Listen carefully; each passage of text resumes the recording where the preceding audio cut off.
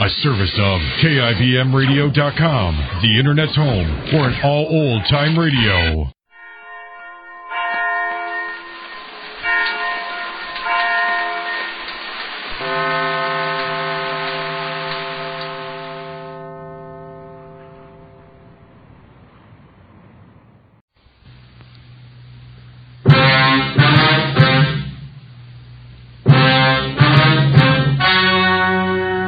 Ladies and gentlemen, the story you're about to hear is true. Only the names have been changed to protect the innocent. Fatima Cigarettes, best of long cigarettes, brings you Dragnet.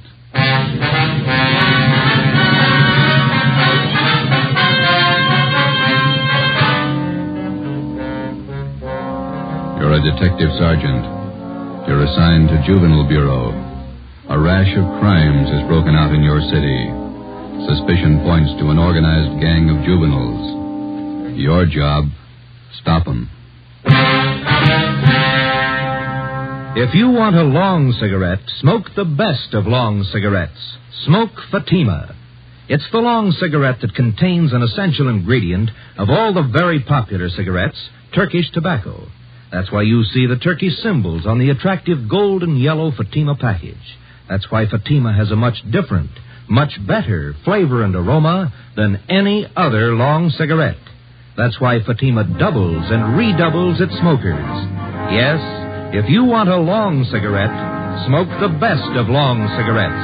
Smoke Fatima. Dragnet, the documented drama of an actual crime. For the next 30 minutes, in cooperation with the Los Angeles Police Department, you will travel step by step on the side of the law through an actual case from official police files. From beginning to end, from crime to punishment, Dragnet is the story of your police force in action. It was Sunday, March 27th. It was windy in Los Angeles.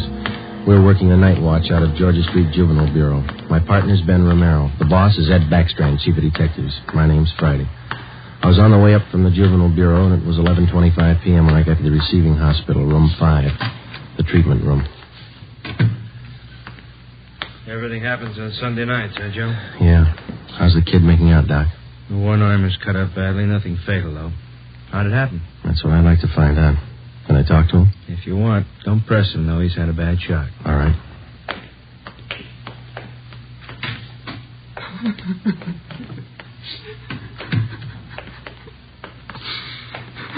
Officer here to talk to you, son. I can't. Tell him I can't talk, please. Just a few routine questions, son. You're going to have to answer them sooner or later. Please. Can't you see what's happened already? I can't tell you anything. Jack Monroe, is that your real name? Yeah. How old are you? I'll be 16 next July. Where do you live? I can't tell you. You know that. Now let me alone, will you? Let me alone. You've been running around with that gang of kids on Spring Street, haven't you? The big timers, isn't that what they call themselves? I don't know anything about it. Believe me, I can't talk. You tipped us off about the burglary they were going to pull tonight. Is that where they knifed you? Look, will you believe me? I can't tell you anything. Not anything, please. He's still shaky, Joe. All right, Doc. Well, Jack, we'll talk about it later when you feel better. You see what they've done to me already? They said next time they'd kill me.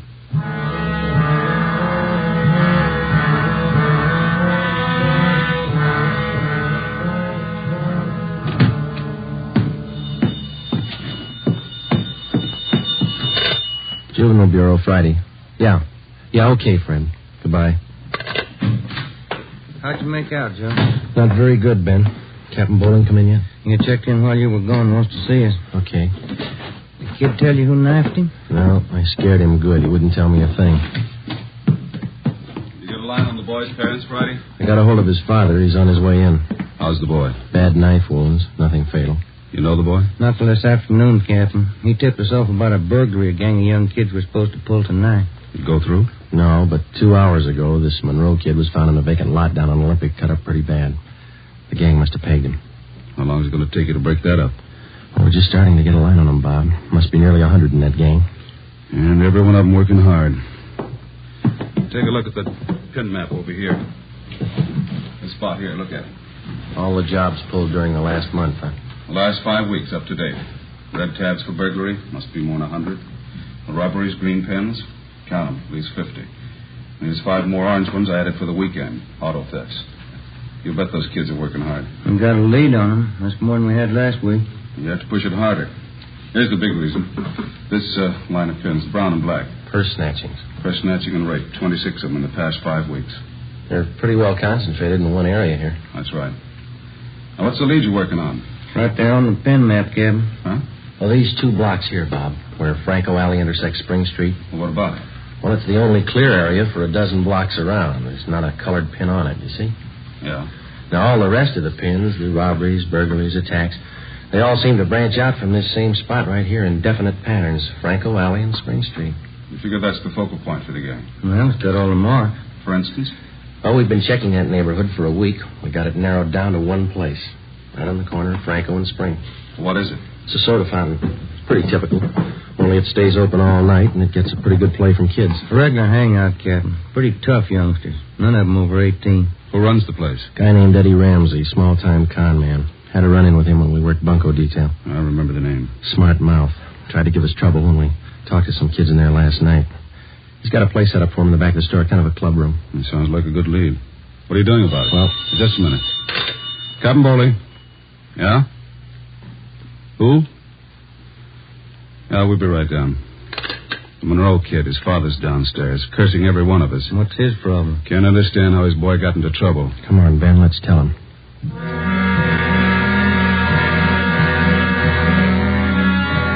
What kind of a city do we have when we can't allow our children out on the street without being stabbed or shot?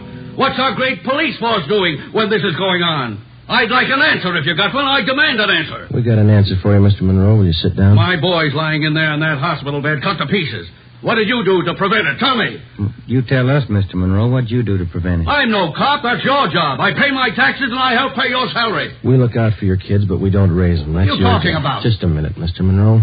Answer me this. How old is your son, Jack? He's 16, I think. Why? You know what he does with his spare time? Where he spends his nights? Of course I do. He's at home. Some nights he goes to the library. Then you don't know much about your son, Mr. Monroe. For the past month, 4 nights out of 5, he's been hanging around with a gang down at a soda fountain on Spring Street. He's down there as late as 2 a.m. He says he goes to the library. How do I know? I'm a busy man. Did you know that your son is mixed up with that gang? He's not mixed up with a gang. A bunch of small-time thieves, but they're growing. They started with purse snatching, breaking in parked cars, burglarizing candy stores. You don't know what you're talking Wait a about. minute, please. Then they took up robbery, stealing cars, beating up girls, women, attacking them. You're crazy. Jack's not that kind. He's part of that gang, and right now we hold all of them responsible. My boy wouldn't do anything like that. He's a member of that gang, he told us. They're the ones that knifed him tonight. That's a lie. Jack's not mixed up with anything like that. You believe anything you want, Mr. Monroe.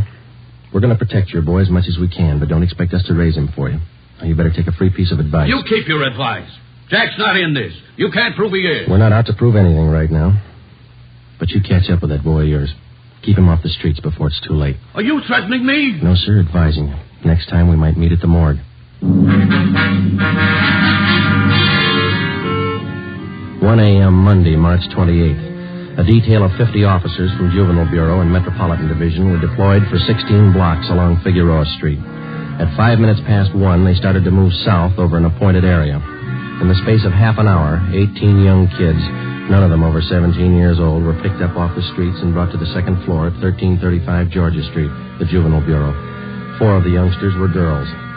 At 1:45 a.m., Ben and I checked the soda fountain on the corner of Franco Alley and Spring Street.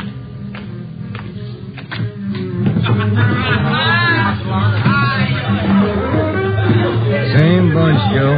Business as usual. Yeah, come on. Hey, Teddy, the Bulls. They're back again. Same guys. Go back and tell Eddie. Hey, look, why do you guys have to keep tracking us, huh? You think we were crooks or something? You were here the last time we checked in, Teddy. You ever go home? Sure, when I'm tired. I ain't tired. What's the matter? That's your money on the table there? Sure, it's my money. You want to borrow a buck? $28. That's a lot of money for a boy your age. You keep pretty late hours, son. You have to go to school in the morning? Maybe. I can sit here, can't I? It's free country. I'm drinking coffee. You gonna make me on that? You've been drinking more than coffee. Where's your driver's license? Every time the same thing. There. March 10th, 1933, 16 years old. They giving you trouble, Ted? Eddie's on his way out. What's your name? Jones. Clyde Jones. Huh, Ted? Sure. He's got money, too. Rich family. You can save the smart talk, boys. Any of your pals in the back room? What's the trouble now, Sergeant? How many times a week do we get a checkup? Go ahead, Eddie. Read them off. We told you the last time, Ramsey. Clean up your place here or we'll ride your back till you do. I told you the last time, Sergeant, there's nothing wrong with my place. It's almost 2 o'clock in the morning. You got a dozen underage kids hanging around here doing nothing. Some of them have been drinking. Schoolboys. Better to have them in here than hanging around outside in the street. I keep an eye on them. You're not the guardian, Ramsey. This time of night, they've got no business in here or on the street alone. That's your opinion, huh? That's the law, Ramsey. Now, either you shut down that back room and keep these kids out of here late at night, or we'll go after your license. You don't scare me, Sergeant. You can't prove a thing. A couple of these kids have juvenile records. They're on probation. We can tag you for contributing. You still don't scare me. Now, why don't you leave the kids alone? That's right, Eddie. Read them off. Ben, get Benson and Bell. Roger. If you won't clean up your place, Ramsey, we'll do it for you. Yeah? What are you going to do? We're pulling these boys in, all of them.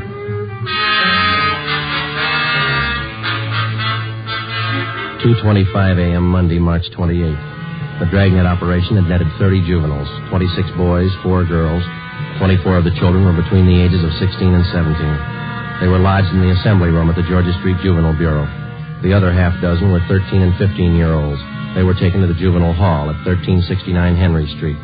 At 2:43 a.m., we met with Captain Bowling. All checked in, 30 of them. All right, in the morning we file petitions to have every one of these cases brought to the attention of the juvenile court. Make a note of it. Okay, Bob. For the kids with records, ask for detention from the probation department. Right. We'll call their parents in the morning. Call them now. They've got some explaining to do. By 6 a.m., all but 3 of the children's parents had shown up. To most of them, it was nothing new. Their kids had been there before. They'd be there again. They took the lecture from the juvenile officers calmly. As long as it didn't mean trouble for them, they wouldn't worry. When they got their children home, they would reprimand them, not for running the streets, but for being picked up by the police. Ben and I had seen the cycle of the young criminals start before, 100 times over. It had a lot of different endings, most of them sour. During the next week that followed, we booked an average of a dozen juvenile delinquents every night. The clampdown continued, so did the crime wave. 10 burglaries, 4 robberies, 8 car thefts, 6 purse snatchings, 3 assaults on women. 1 week's work. Picked up a new angle on Ramsey today, Captain. He might be fencing for the game. Who gave you the tip-off? One of our informants. Ramsey's brother lives out in the valley. He's supposed to be pushing this stuff. You check him out? Yeah, couldn't get a thing on him.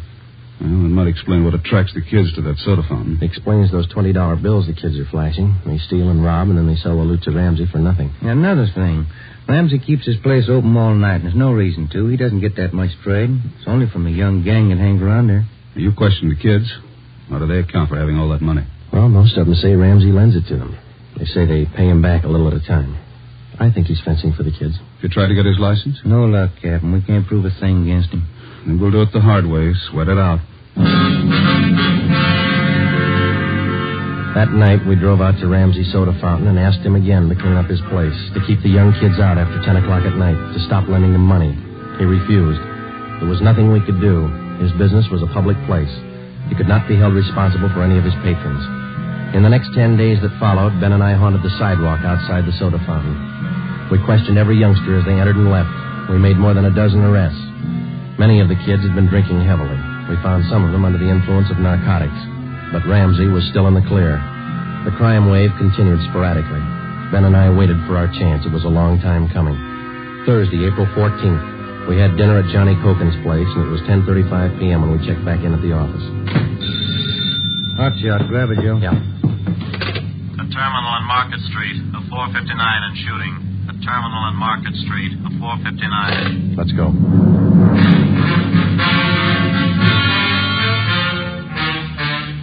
He was approximately 5 feet 4 inches tall, 125 pounds, brown hair, brown eyes, slight build, fair complexion. He was wearing blue jeans and a corduroy jacket. We found him between a row of packing cases at the rear of the warehouse at Terminal and Market Streets. There was a single bullet hole in his forehead just above the left eye. There was a .38 revolver near his right hand. The watchman told us how it happened. He broke in the back of the warehouse, Sergeant. He wanted to shoot it out with me. Here's his ID card. Fell out of his pocket. Teddy Cameron, age 15. Dear God. A kid. I didn't know, Sergeant. He didn't either. He thought he was grown up.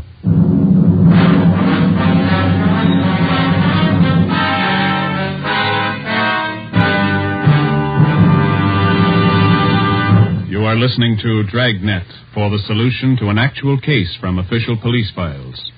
Now, here's the solution to many of your Christmas shopping problems. If your friends smoke a long cigarette, give the best of long cigarettes. Give Fatima, and all is well. Fatima. The long cigarette that contains an essential ingredient of all the very popular cigarettes, Turkish tobacco. Give Fatima, and all is well. Fatima. The cigarette that has a much different, much better flavor and aroma than any other long cigarette. Give Fatima, and all is well. Fatima. The cigarette that has doubled and redoubled in popularity. Here are the authentic reports. New York Division. Fatima sales up 132%. Chicago Division. Fatima sales up 453%. Los Angeles Division. Fatima sales up 545%. More and more smokers agree Fatima is the best of long cigarettes. So enjoy Fatima yourself and give Fatima for Christmas in the attractive golden yellow carton. Everyone who smokes Fatima says that this great new long cigarette is the best of all long cigarettes.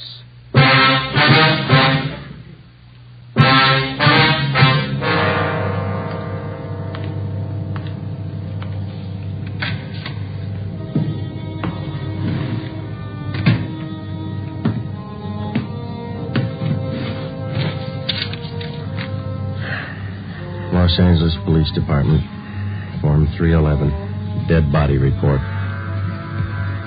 Type, gunshot. DR number 437695. Victim, Theodore Cameron. Residence address, 960 Charter Street. Date and time of death, Thursday, April 14th, 10:35 p.m. Place, Terminal and Market Streets, South State Warehouse. Cause of death, gunshot. Motive or reason, attempted burglary. Time discovered, 10:40 p.m. Removed to County Morgue.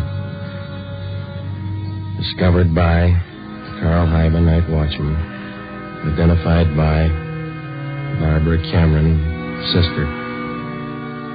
Description of victim, male, Caucasian, age 15, height, weight, so occupation, student, descent, English, and was a witness, signed Joe Friday, serial number 2288, age 15.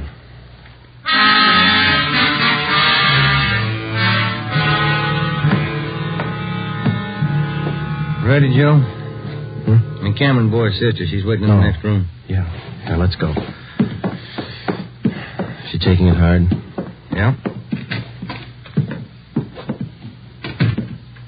Morning, Miss Cameron.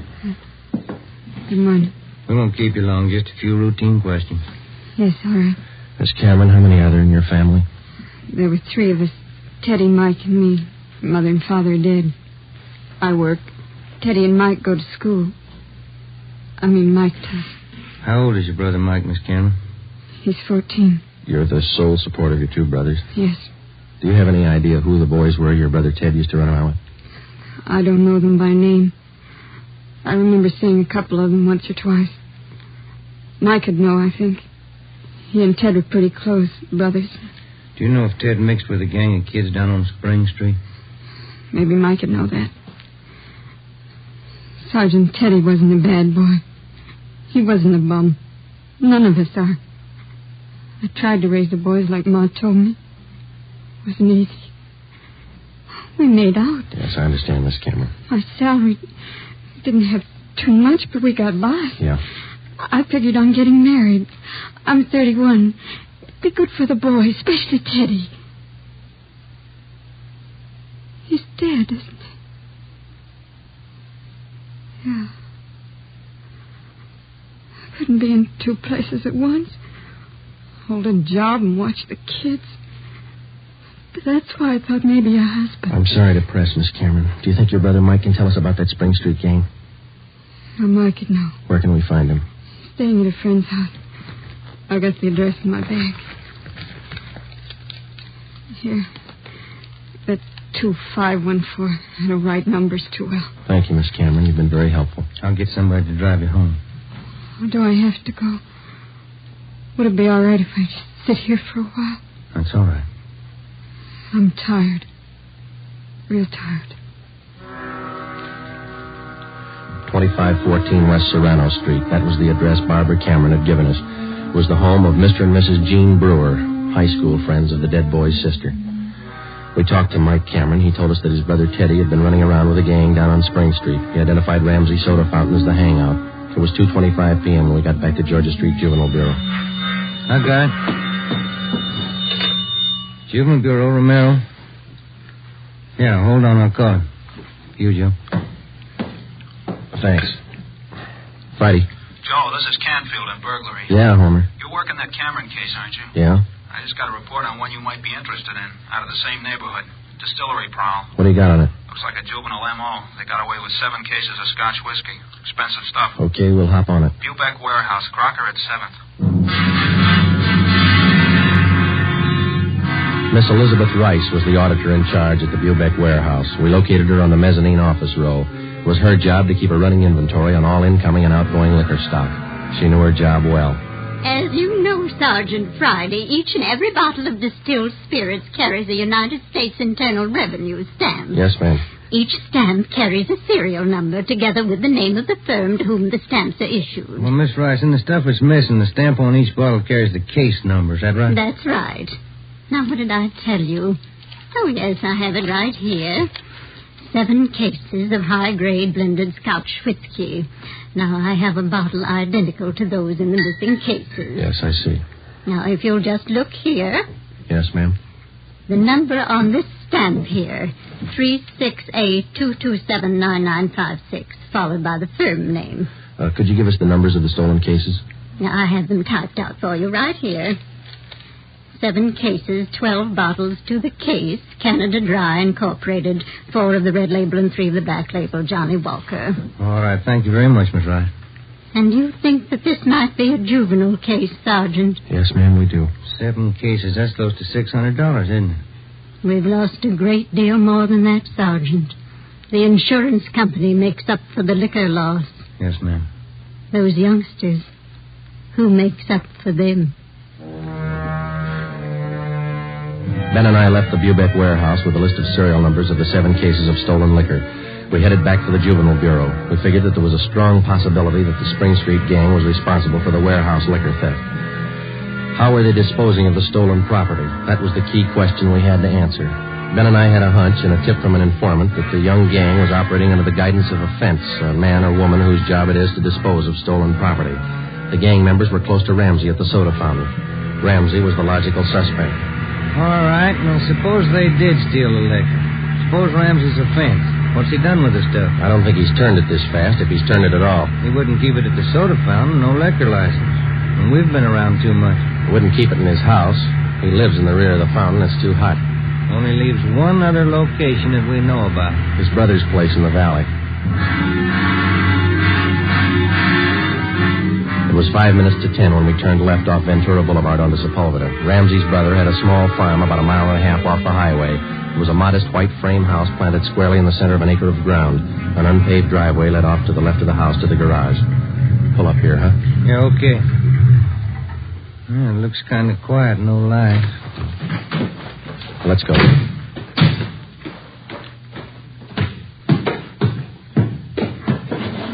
Mud sticks to everything. Now, where's the doorbell? Oh, here it is. You got your flashlight? Yeah, what? Here's a note somebody left. Oh, it's on the bum again. Here, I'll strike a match. Okay. Can you hold it a little closer? Can you read it? Yeah. Harry, wife and I have gone to the drive-in theater. Before you put the truck away, get 3 Can you hold that match closer? Oh, now, wait a minute. Yeah. Get 3 cases out of the garage and take them into town. Ed is waiting. Please try to make it by 11:30 tonight. Let's see. It's signed George. The address is here. And there's the garage. Yeah, come on. 3 cases. Could be eggs, Joe. If it is, we wasted a trip.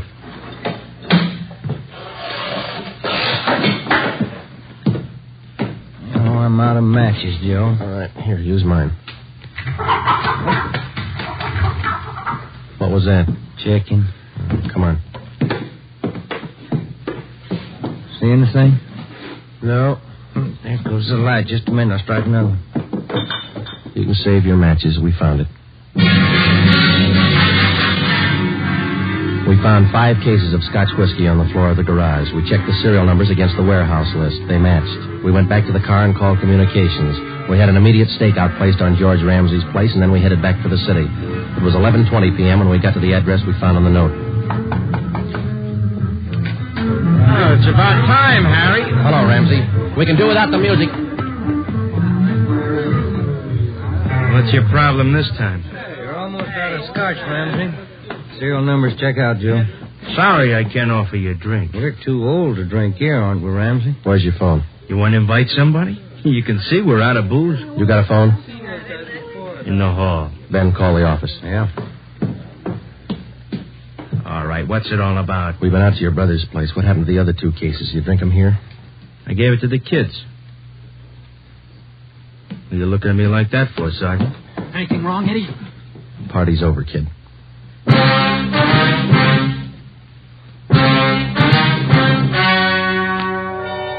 The story you have just heard was true. Only the names were changed to protect the innocent. On June 5th, 1949, trial was held in Superior Court, Department 74, City and County of Los Angeles, State of California. In a moment, the results of that trial. Earlier tonight, you heard the reports of amazing increases in Fatima smokers from New York to Los Angeles. Yes, all over the country, Fatima is doubling and redoubling its sales. And here's reason 1. Fatima is the long cigarette that contains an essential ingredient of all the very popular cigarettes, Turkish tobacco. Reason 2. Fatima has a much different, much better flavor and aroma than any other long cigarette. Reason 3. To millions of smokers, the name Fatima has always stood for the best in cigarette quality. Smoke Fatima, the best of all long cigarettes.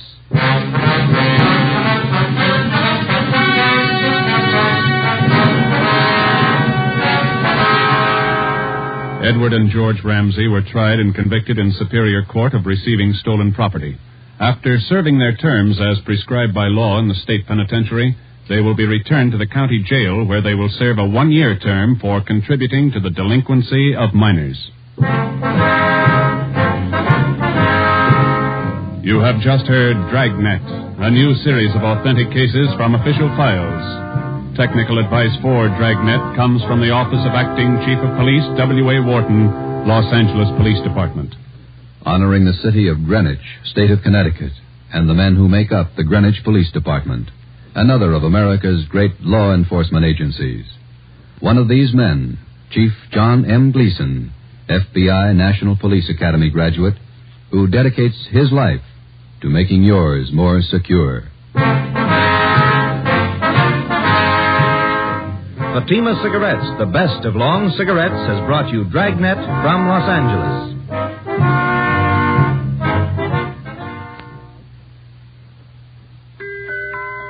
This Christmas, give the gift that makes every pipe smoker happy. A Christmas humidor of mellow Granger.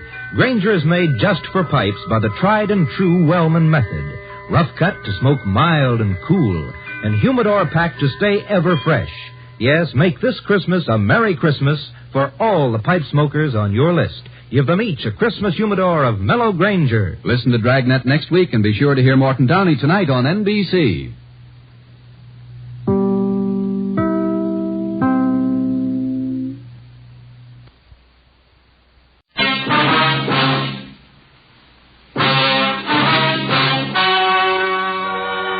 Ladies and gentlemen, the story you are about to hear is true.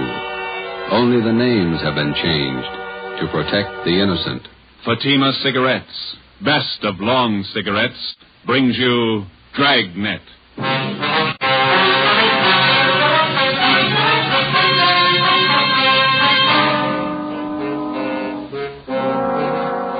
You're a detective sergeant.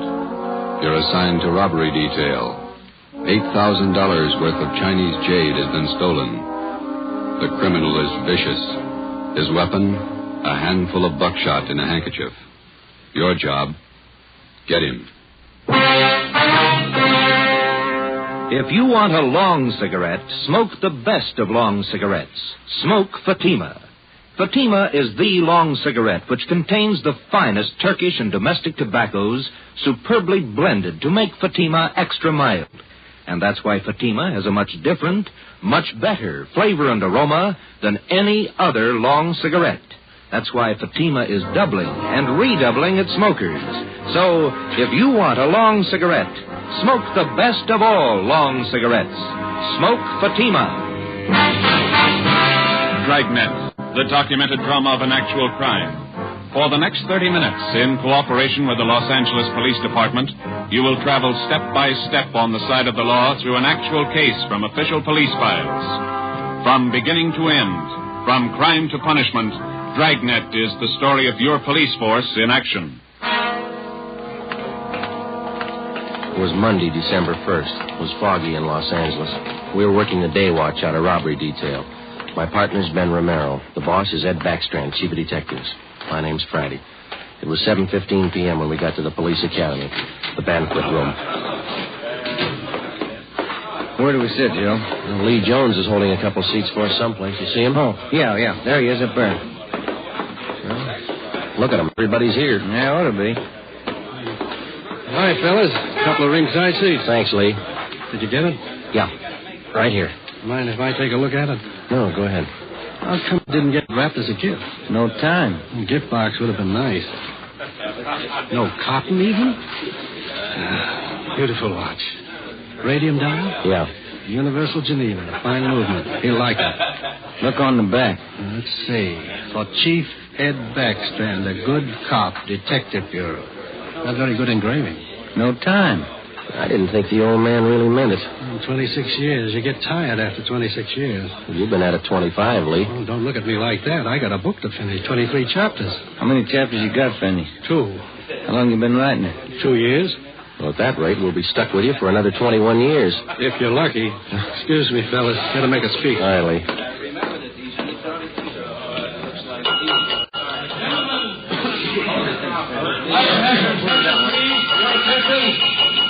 To get the proceedings underway here, before we introduce the man of the hour, I'd like to pass along a little story you might get a kick out of. I was driving down from Utah last year, stopped off at a hotel in Elko, Nevada. When I went up to register for my room, there was an Indian ahead of me. The clerk asked this Indian fella to sign his name, and the clerk handed him a pen. The Indian made a mess on the book. The clerk looked at him for a minute and said, "Say, aren't you Chief Deerskin? Haven't I seen you in the movies?" The Indian nodded his head and looked a little upset. "Oh," he said. "Oh, we make a lot of movies in Hollywood." The clerk smiled and said, "A lot of people in Elko here like to get your autograph, Chief." Then the Indian grabbed the pen up again and he said, "Me no like a autograph, honest. Me no want to be bothered." Then he drew a circle around the axe he made. The clerk said, "Why you do that, Chief?" The Indian said, "Me no use him right name." Oh, hey, Joe. Yeah, there's Rogers over there. He's motioning to Where? Oh, yeah, excuse me a minute, Ben. The chief who's retiring tonight. He's been using his right name for 26 years, and he's proud of it. And we're proud to have been associated. You want me, Rogers? A phone for you, Joe. You can take it on the kitchen After outside. 26 Thanks, Pete. years of service, he's retiring from the Los Angeles Police Department. We're going to miss him. Gentlemen, a fine officer, Chief Ed Backstrand. Where's the phone? Right over here. Thanks. Friday, Joe, this is Gonzalez. Yeah, Jess. Sorry to bother you, but Powers said I should call you. Yeah? I need some lip work. Something big? Pretty big, yeah. Too many loose ends. Pena and I can't pull them all in. When do you want us? As soon as you can get down here. That important, huh? A man may die, Joe.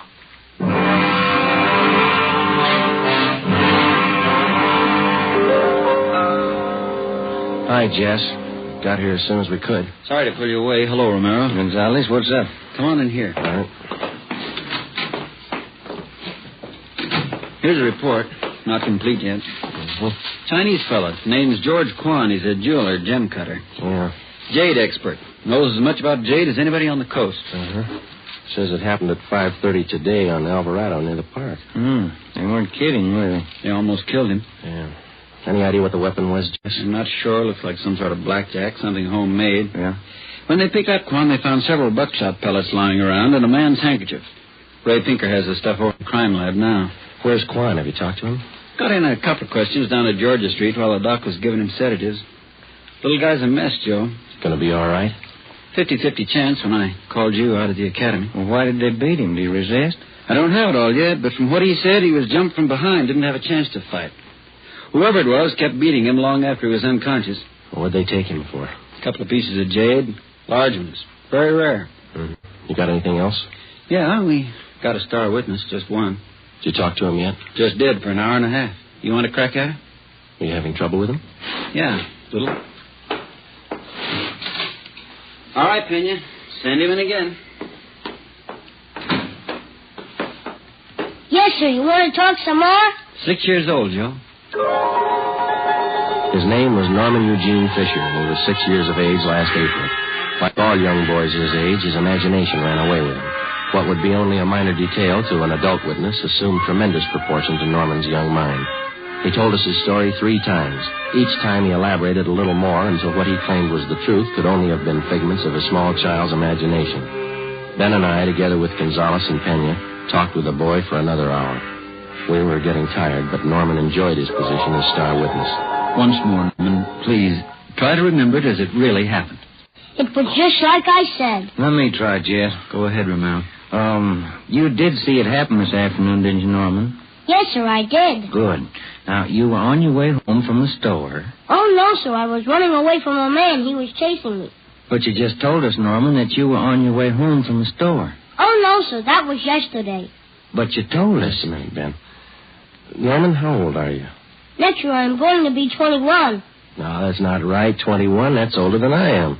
Well, when I am 21, I'm going to get a hot rod. Fastest car in the world. 10,000 miles an hour. Sure you will, but how old are you now? 6, but I'm going to be 21 soon. I remember when I was 6 years old, Norman. A lot of things I wanted. Electric train. I got one. Well, it must be something you'd like to have. One thing that maybe now that you don't have, huh? Will you give it to me?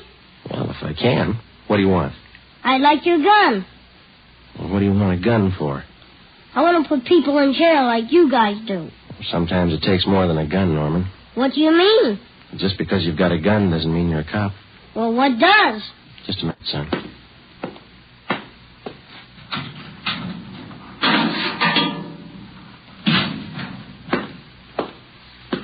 Here you go, Norman. A good cop uses this more than a gun. Gee. It's a real police badge. It's mine. Official? Official. Can I hold it? Go ahead. It's yours. When I wear this, I'm a real detective. Well, that's part of it. The other part is to tell us what you really saw today. Now, how about it, huh? There were 4 men, like I said, and they all had machine guns. Now, wait a minute, Norman. I thought you said you were a detective now. I am. Well, a good detective has to remember exactly what he sees, not something he makes up. It's not very scary that way. It's no use, Joe. He can't get his story straight. Oh, yes, I can. I'm a detective now, and I know what happened. All right, Norman, you tell us, huh? I was on my way home from the store. I saw this truck stop down the street. What did the truck look like? I don't know. It was a funny kind of truck. Had a wood back. You mean like a dump truck? Kind of, but it was a small truck. Old kind of car, like he took out the back part and put wood boards like a truck. You mean whoever owned the truck cut the back end out and made it look like a truck, huh? Yeah, that's the way it looked. Anyway, this truck stopped by this Chinese man, and the man got out, and the man started to hit this man. And the man fell on the sidewalk, and the man kept hitting him and hitting him as hard as anything. Well, what was he hitting him with? With his handkerchief? There he goes again. No, I don't know. How about that, Jess? Could tie in. Go on, Norman. Well, that's all I saw. No, I mean after the man hit him, what'd you do? Oh, well, he grabbed a bunch of stuff from this man's pocket, and he went into the truck and he speeded away. Norman, you're a good detective. I want you to think real hard now. Do you know what a license number is? Yeah. Good. Do you think you could remember the numbers on that truck? If I knew what they were, I could.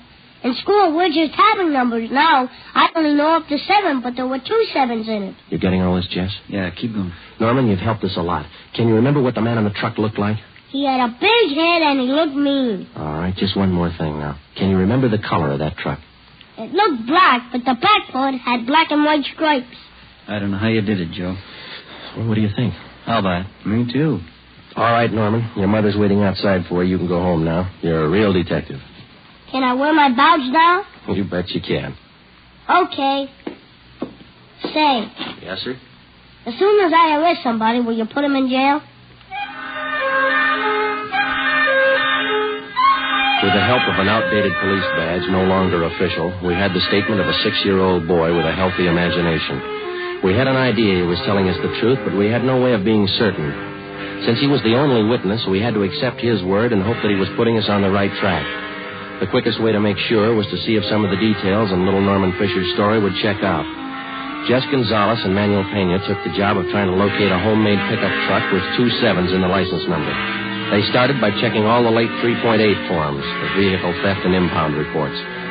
The next morning, Ben and I called the General Hospital and talked with Dr. Sebastian. He told us that the victim, George Quan, had improved sufficiently to allow a brief interview. It was 10:14 a.m. when we got to Ward C, General Hospital. Doctor tells you you're a little better this morning, Mr. Quan. Yes, sir. I shall be all right, although it is quite painful at times. We're sorry to bother you, Mr. Quan, but we've got to have a little more information on the robbery. I will tell you all I can, sir. I should like to recover the missing jade pieces. It is a great loss to me. Did you get any kind of a look at the man who hit you? Oh, he attacked me from behind, knocked me to the pavement. I made an attempt to get to my feet, but he struck me again and again, here at the base of my neck. You didn't see him at all, then? No, sir, I did not. Do you have any idea who could have done this? Unfortunately, no. I cannot think of anyone. What was stolen from you? We know it was jade, but can you give us a more detailed description? Well, sir, I lost 2 thumb rings, very rare, collector's items. Thumb rings? How much were they worth, would you say? Well, I paid $8,000 for the 2 rings. I wonder if you could describe them to us. Well, both rings were relics of the time when the Chinese archer drew his hunting bow with a special thumb ring. Any particular identifying marks on them? They both have linings of fine gold to fit them to the fingers of the new owners. Who were the new owners? I had just purchased them yesterday, before I was robbed. I was on my way to San Francisco to show them to prospective buyers. Who did you buy the rings from, Mr. Quan? Mrs. Inez Curtis, a very reputable dealer. We have done business for many years. I wonder if we could have her business address, huh? She has her office at her home. It is 1957 Harper Annex off Sunset Boulevard in Beverly Hills. How many people knew that you had the jade on you at that particular time yesterday? Oh, let me see. There were only 2 other buyers present beside Mrs. Curtis. I do not recall their names. They were new to me. Mrs. Curtis would know. Mr. Quan, we know that you're tired. We have just one more question. Certainly. I wonder if I might trouble you to hand me that tumbler of water with a glass straw. Surely. Here you are.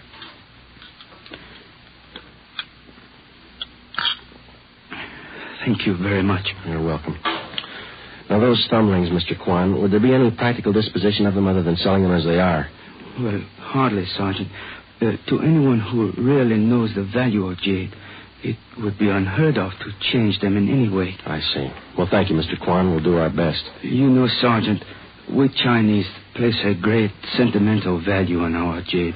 We'll do everything we can to recover it. Thank you. May I tell you my favorite quotation on jade? Yes, sir. It is from the writings of Tang Jung Tso.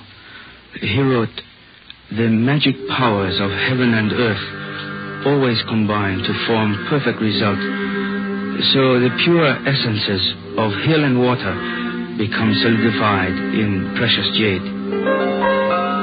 Ben and I drove out to 1957 Harper Annex, the residence of Mrs. Inez Curtis. There was no one at home. We left one of our cars. It was 12:22 p.m. when we got back to Central Division. Here's a phone message for you, Joe. What's it say? Call Jess Gonzalez. He's at the Wilshire Division. Okay, thanks, Ben.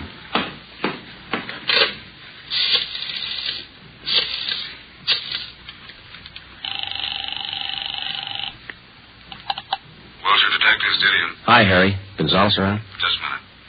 Take on 3, Jess. Gonzalez, Friday, Jess. we got the truck and we got the driver. We'll be right out. Something else, Joe. Yeah? The kid was right. There were 2 7s in the license number.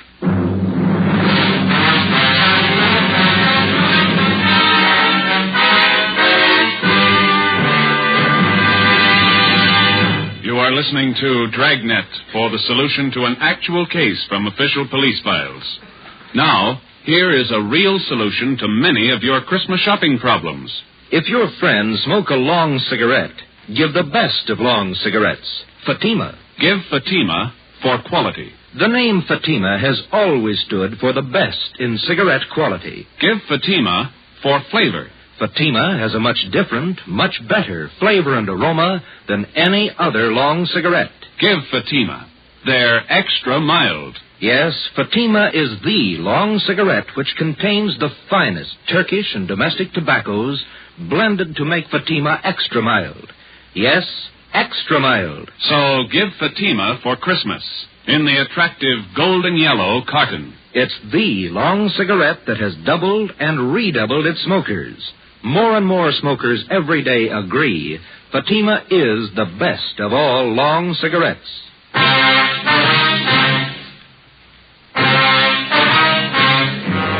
Wilbur Rasmussen, white, male American, age 31, 5 feet 10 inches, 190 pounds, black hair, brown eyes. He was the driver of the truck.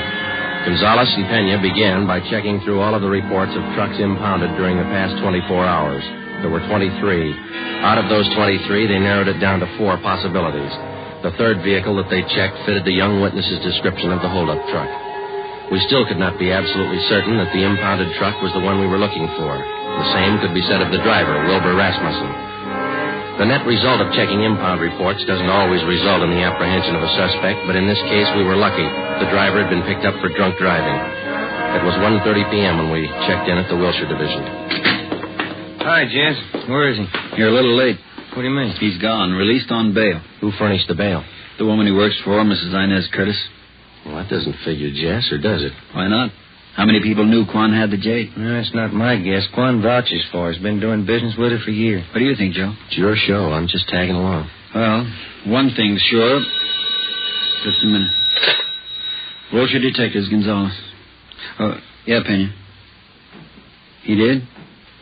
No, maybe back here. Friday and Romero are here.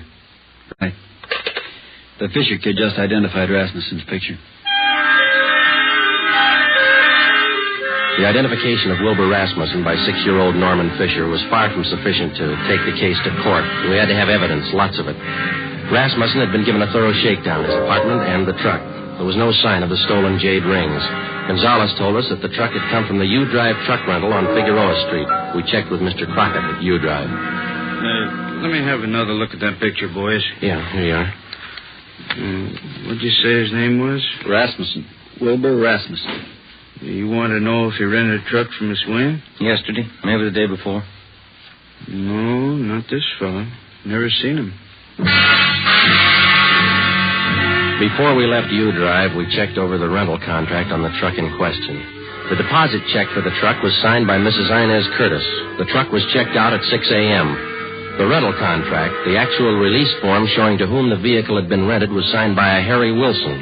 Rasmussen's name did not appear on any of the usual rental forms. The manager of U-Drive was positive that he had not rented a truck to Rasmussen. We drove out to 1957 Harper Annex. This time we found Mrs. Inez Curtis at home. I'm terribly sorry about Mr. Quan. Does he have everything he needs in the hospital? Yes, ma'am. How long did you say this Harry Wilson had been working for you? 6 or 8 weeks. But I'm sure you're wrong about him. We're not accusing him of anything, Miss Curtis. We just want to talk to him. He certainly came to me well recommended. He was a nice man. When was the last time you saw him? Day before yesterday. He asked for his check, said he was quitting. Told him I was sorry to see him go. I'm anxious to get that guest house finished. How about Rasmussen, Miss Curtis? How long has he been with you? Wilbur's been with me for about 7 months. Good worker, but he drinks too much. Feel sorry for him. You've rented trucks from the U-Drive company right along? Oh, yes, from Mr. Crockett. We had to have a truck to haul our building supplies. I'm saving an awful lot of money contracting this myself. It's a great saving. Yes, ma'am. The deposit on this last rental, did you give that check to Wilson or to Rasmussen? I sent both of them down to pick it up. Like I say, Wilbur's been drinking rather heavily lately, and I think Harry's the better driver of the two. Do you know which one of those men was driving the truck about 5:30 in the afternoon, day before yesterday? How would I know that, Sergeant? All I know is that I sent both of them down. I told Harry to drive. Yeah, I see. Miss Curtis, were either of those men present the day you sold the Jade rings to Mr. Quan? No, they have nothing to do with my gym business, whatever. Did either of these men know about Mr. Quan's purchase? Well, that's possible. They knew he was here. I'm sure they saw him come in. It's entirely possible that they might have overheard something. When did Mr. Quan leave your house? About 5 o'clock. What time did the two men go after the truck? Oh, they picked that up early in the morning. Mr. Crockett down at U-Drive says that only Harry Wilson checked out the truck. Says he's never seen Rasmussen before. That's entirely possible. Like I say, they might well have made other arrangements. Were there any other people present when Mr. Quan bought that Jade? Yes, there were. 2 other buyers. They were bidding for the thumb rings, too. Mr. Quan had the high bid, so I sold them to him. Wonder if we could have their names. Certainly, I'll write them down for you. Miss Curtis, do you have any idea where we might locate Harry Wilson? Well, he told me he was going to Mexico. Said he had friends down there. Well, thank you, Miss Curtis. You've been very helpful. Are you sure there isn't anything Mr. Quan needs? Yes, ma'am. 2 Jade rings. Mrs. Inez Curtis gave us a detailed description of Harry Wilson. She also gave us the names and addresses of the 2 other buyers who were present when Mr. George Quan made his purchase. We checked them out and found them to be equally as reputable as Mrs. Curtis. They could tell us nothing of the robbery. We went back to the office and got out an APB and a radiogram on Harry Wilson from the description given us by Mrs. Curtis. Stakeouts were maintained at Wilbur Rasmussen's apartment and at the home of Mrs. Inez Curtis. It was 4:30 p.m. when we got to the second floor of the old city jail building, the crime lab. Lee Jones had the evidence laid out for us. Anything about the handkerchief, boys? What's that, Lee? The blood stains. Old ones along with the new ones.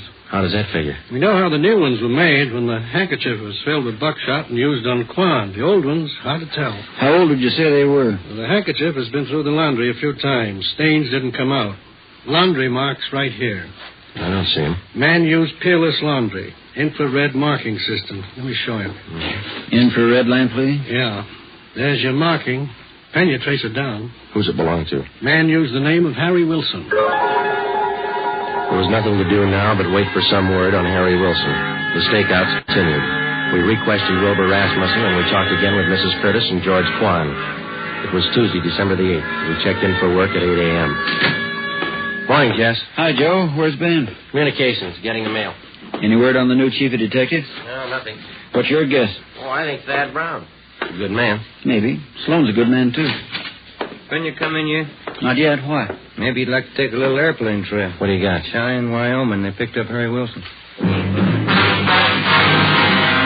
2 days later, Thursday, December the 10th, Harry Wilson was returned to the Los Angeles County Jail and booked on suspicion of robbery. We checked with Lieutenant Frank Cunningham in the Record Bureau. From Wilson's fingerprints, he ran a make on him. Harry Wilson was an alias. We found out that he had lengthy records of arrests and jail terms for robbery, burglary, and grand larceny. Mr. Crockett at U-Drive identified Wilson's picture. He was a 2-time loser. It's up to you, Wilson. It can go hard for you or easy. I'm in a spot, huh? You're in the spot. Lay it out for him, Jess. It's all stacked against you, Wilson. We know you rented the truck. You knew Quan was at Mrs. Curtis' house. Your handkerchief was found at the scene of the crime. You wouldn't believe me if I said I didn't do it? With that kind of evidence, how can we? I didn't. I don't know if I can prove it, but I didn't. If you didn't, we'll help you prove it. First, you got to believe me. You know why. Yeah? I've had it twice. Once more, and I'm in for life. All right, you got it figured. Now what do you got to say? Rasmussen did it. He knocked Quan over. Where were you? Buying my ticket for Cheyenne. I didn't want any part of it. How do you account for that handkerchief? It was mine, but Rasmussen had it. He cut his finger one day in the job. I loaned it to him. Well, that checks. Old blood stains, new ones. All right, let's pick up Rasmussen. While you're at it, pick up the Curtis dame. She planned it. Wilbur Rasmussen was picked up and brought in. After intense cross-questioning, we confronted him with Harry Wilson's statement. In the face of this testimony, he broke completely. He gave us a full confession implicating Mrs. Inez Curtis. He admitted beating George Quan and taking the Jade thumb rings. He said he received $200 from Mrs. Curtis for the job. He requested that he be allowed to turn state's evidence. Mrs. Inez Curtis was brought to the interrogation room. Of course, you gentlemen have proof to substantiate all these accusations. Yes, ma'am, we have. You'd better be good. I have a fine lawyer. We've got signed and recorded confessions of Wilson and Rasmussen, the two men who worked for you. Shall we play the recording for you? That won't be necessary. Miss Curtis, you got $8,000 for those rings. Wasn't that enough? Not when I could make 16, no. Where are the rings now? I'm not going to get life for this, you know. No. Jade doesn't spoil. It'll still be good when I get out. Yeah, but you'll be too old to appreciate it, Miss Curtis. Okay, Penny. That was a funny one. Sure was. How about it? Did you figure it this way, Joe? You don't expect me to answer that, do you?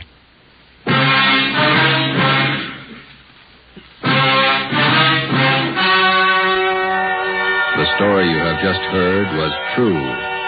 Only the names were changed to protect the innocent. On March 2nd, 1949, trial was held in Superior Court, Department 82, City and County of Los Angeles, State of California. In a moment, the results of that trial. Now, here are authentic reports from all over the country that tell the story of Fatima's sensational increase in popularity. New York Division. Fatima sales up 132%. Chicago Division. Fatima sales up 453%. Los Angeles Division. Fatima sales up 545%. Yes, more and more smokers agree Fatima is the best of long cigarettes. So enjoy Fatima yourself and give extra mild Fatimas for Christmas in the attractive golden yellow carton. Everyone who smokes Fatima says that this great new long cigarette is the best of all long cigarettes.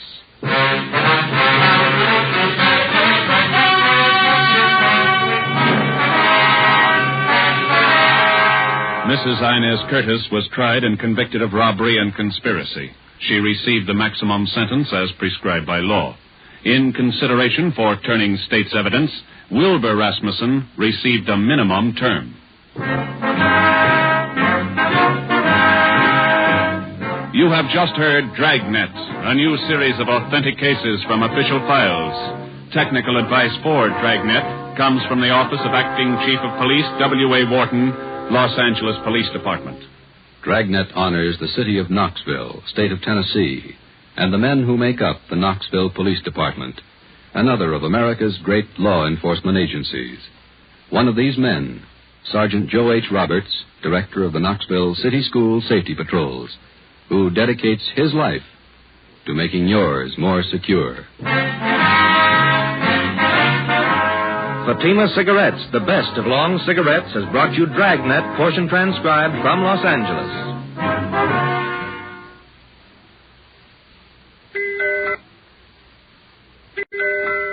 Let that merry tune remind you to get him the big Christmas humidor of smooth, sure-fresh velvet pipe and cigarette tobacco. It's a double pleasure to any smoker when you give this generous humidor of velvet. It smokes cool and sweet in both pipe and cigarette. In every way, the gift for him is a Christmas humidor of velvet, America's smoothest smoke. Be sure to listen to Dragnet next week. Your tune for the stars on NBC.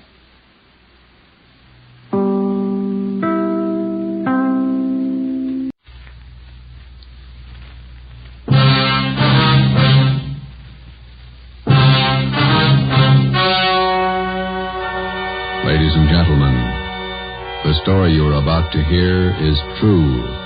Only the names have been changed to protect the innocent. Fatima Cigarettes, best of all long cigarettes, brings you Dragnet.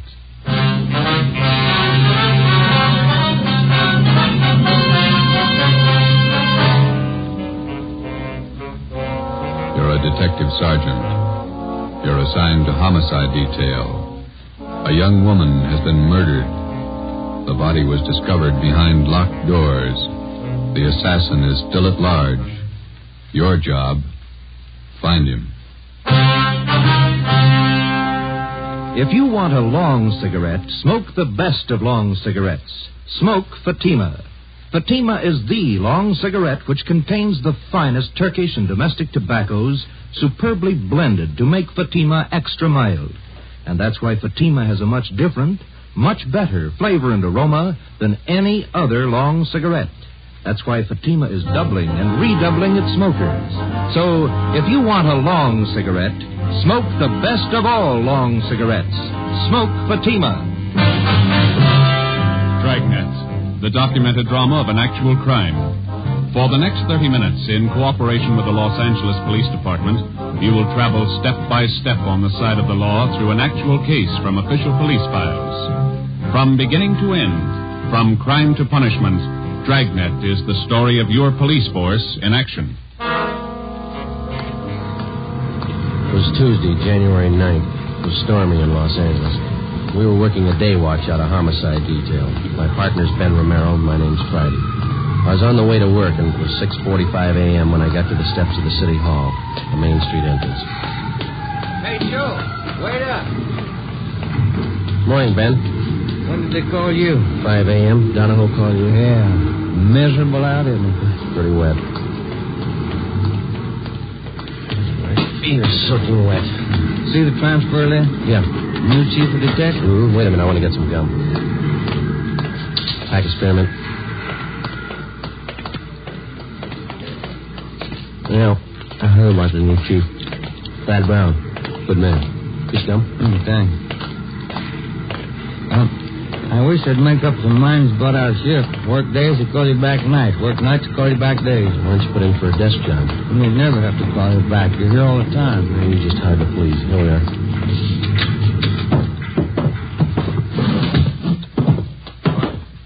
Watch yourself, Quan. Thanks, Egan. Gentlemen, sit down. That's a great way to start off as your new chief. Call you back on a rotten morning like this. I'm glad you got the job, Thad. Yeah, congratulations, Chief. It's hard to follow a man like Ed Backstrand. Gonna need your help. You got it. Here's why I called you back. Laura Barclay. The dead body report, nightclub entertainer. Landlady found the body an hour ago. Who's covering? Burton and Anderson, they're out there now. Strangled, huh? Well, the lamp cord. Still trying to figure out how the guy got in the house. Doors and windows all locked. Yeah. The tact. That the motive? For now, yeah. I just came from there. I think there's more. Any reason? Her room wasn't prowled. Yeah? Just a hunch. Play it for me. Ben and I left Thad Brown's office, picked up Lieutenant Lee Jones at the crime lab, and drove to the West Adams district, number 16 Imperial Place, where the body of Laura Barclay had been found. It was an ornate frame structure done in Victorian style, at least 30 to 40 years old. Number 16 was on the ground floor. We went in. A narrow hallway led to the bedroom in the rear of the house. 2 gas jet fixtures, which had been converted to electricity, were the only illumination. This place has seen better days. Anybody else coming out, Lee? I see flash bulbs down there. They must be here already. Lieutenant, Friday, down this way. Hi, Burton. Hi. Photographer's covering the body position. Peterson's dusting for prints. Fred, shoot a couple of overheads. Don't make them all angle shots. Get up high, then move in close. Yeah, Chief was right. Room's in pretty good order. Did you talk to anybody, Burton? Landlady lives upstairs. Only 2 people living in the building. Mm-hmm. Did she tell you anything? Said the Barclay girl paid her rent on time. Good tenant. Plays the organ at the Blue Fox. Cocktail lounge. Any idea how the murderer got in here? Not yet. Every door and window in the place is locked. Anything else? That's it so far. We'll give you 15.7 on what we got. Okay, Lloyd. You and Anderson have another detail? Yeah, working on that Westwood thing. 2 uniform men outside if you want anything. Right, thanks. Looks like a tough one, Joe. Whoever did it must have come in through the keyhole. I'll see you later. So long, Lloyd. Andy. Peterson's dusting for prints. Nothing yet. Only piece of physical evidence so far, the lamp cord she was strangled with. I'll run it through downtown. Not a sign of a struggle. Maybe she wanted to die. Check the bathroom, will you, Ben? Yeah. I'll look around the kitchen. Hey, Pete, have you dusted the lamps yet? Not this one. I'm going to see if it's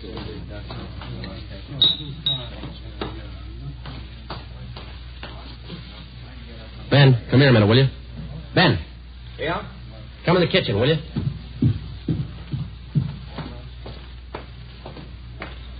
You got a pencil? Oh, yeah. Yeah, here you are. Okay. Take a look at this garbage chute here. Let me see. About 8 feet to the ground. Yeah, big enough for a man to get through. Oh, yeah. Yeah, no problem. Lee. I'll be right there. It could be the answer, Joe. Well, he either got in this way or he was in the house when she came home. What do you got? Garbage chute here. What do you think? Could be. Let me grab a kit. Let's see. Aluminum powder. There it is.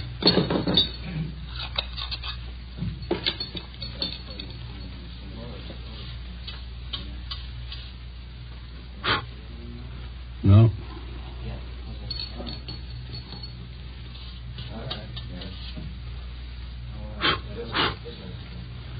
No, nothing on the outside of the lid. Looked pretty clean. Must have just been scrubbed. Abrasions here. Got a pencil? Yeah, I'll get it. Hold it up there, will you? Yeah,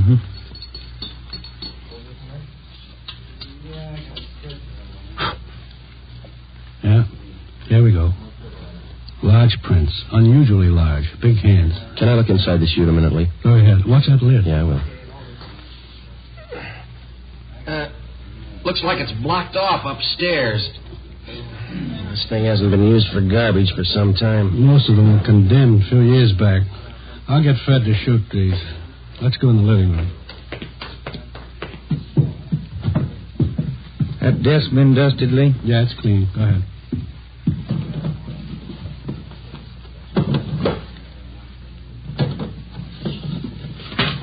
Take a look, Joe. Yeah. Photographs. Hundreds of them. All men. Yeah, all different. Lee Jones and the crime lab crew finished up and went back to Central Division. 2 uniformed officers remained on duty at the scene of the crime. Thad Brown had men sent out to canvass the neighborhood. Ben and I went upstairs and talked with the landlady, a Mrs. Emma Smith. Yes? Police officers. You, Miss Smith? Yes. You're not the same officers I talked with before. No, ma'am. I wonder if we could ask you a few questions. I told the other officers everything I knew. We have to double-check, Miss Smith. Who was the girl who lived in the apartment below, number 16? Laura Barkley. Is that the name she used? The mail she received, was it addressed that way? Yes, it was. She was a very good tenant, Laura. No trouble with her at all. When did she move here? Oh, about 4 or 5 years ago. I have the rent receipts. I always save receipts. Did she always live by herself? Oh, yes. That apartment rents to one person only. Did she have many visitors, friends dropping in? None that I ever saw. Pretty much to herself, Laura. The men came yesterday and took it away. What's that, ma'am? The organ. Electric one. Laura rented it from a big downtown firm. Used to practice all the time. My, it was beautiful. Yeah. In the gloaming. She used to play that for me. Mrs. Smith, when did the men come and take the organ away? Yesterday, in the afternoon, about 4:30. Was Miss Barkley at home when they came? No, she wasn't. She left me a note to let them in, so I let them in. I never allow anyone in the apartment without a note. You know the name of the company where she rented the organ? Braziers, it was called, down on South Spring. Well, didn't you think it was unusual that Miss Barkley didn't have any friends? Now, officer, I didn't say Laura didn't have any friends. What I said was that she didn't have any friends who came to see her here. She moved here from a hotel for women. That's the reference she gave me. I see. I wonder if you could give us the address of that hotel, please. I'll write it down for you. Thank you. Ms. Smith, did you hear any unusual sounds in Miss Barkley's flat last night? Anything out of the ordinary? If I had, I would have called the police and we'd have saved a girl's life. Well, thank you very much, Miss Smith. Here's our card. If there's anything you think of after we've gone, don't hesitate to call us. Thank you, I will. I hope you get the dirty men who killed Laura. We didn't say it was men, Miss Smith. Well, isn't it always a man? Before we left Mrs. Emma Smith, we asked her about the garbage chute. She said it had not been in use for the last 4 years. We showed her the stack of photos. She could identify none of them. We drove back to Central Division. We checked Brazier's music store. The 2 men who moved the organ were checked out and cleared. We went to the Wynn Hotel for young ladies. They could tell us nothing. Laura Barkley's references were all good. We went back to the office and met with Chief of Detectives Thad Brown. You think he got in through the garbage chute? That's the way it looks, Chief. Went all over the apartment. If there's another way, we haven't found it. All right, you know how he got in. Who is he? We got out an APB on his M.O., latent fingerprints, and making a run on those prints we found. You got an idea about these pictures here. Most of them theatrical stills, show people. Frank Latour and his canine circus. To Laura, all my love, Frank. Tell you what you do. Here's a guy I checked with this morning. Bernard Karubian, theatrical booking agent, huh? Yeah, Barney's office is down in the Orpheum building, 8th and Hill. He booked her into the Blue Fox. See what he can tell you. Right. You grabbed the pictures, Ben, huh? Oh, yeah. Well, you got more than you started with. Yeah, those fingerprints. We get a make on him, we'll be close to the guy. So was the Barkley girl. But he got away.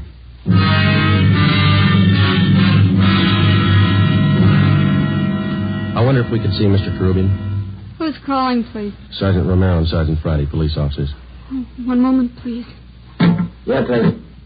2 police officers to see you, Mr. Karubian. Sergeant Friday and Sergeant Romero, is that right? Yes, ma'am. Send him in. Go right in. Thank you. All right, let's go.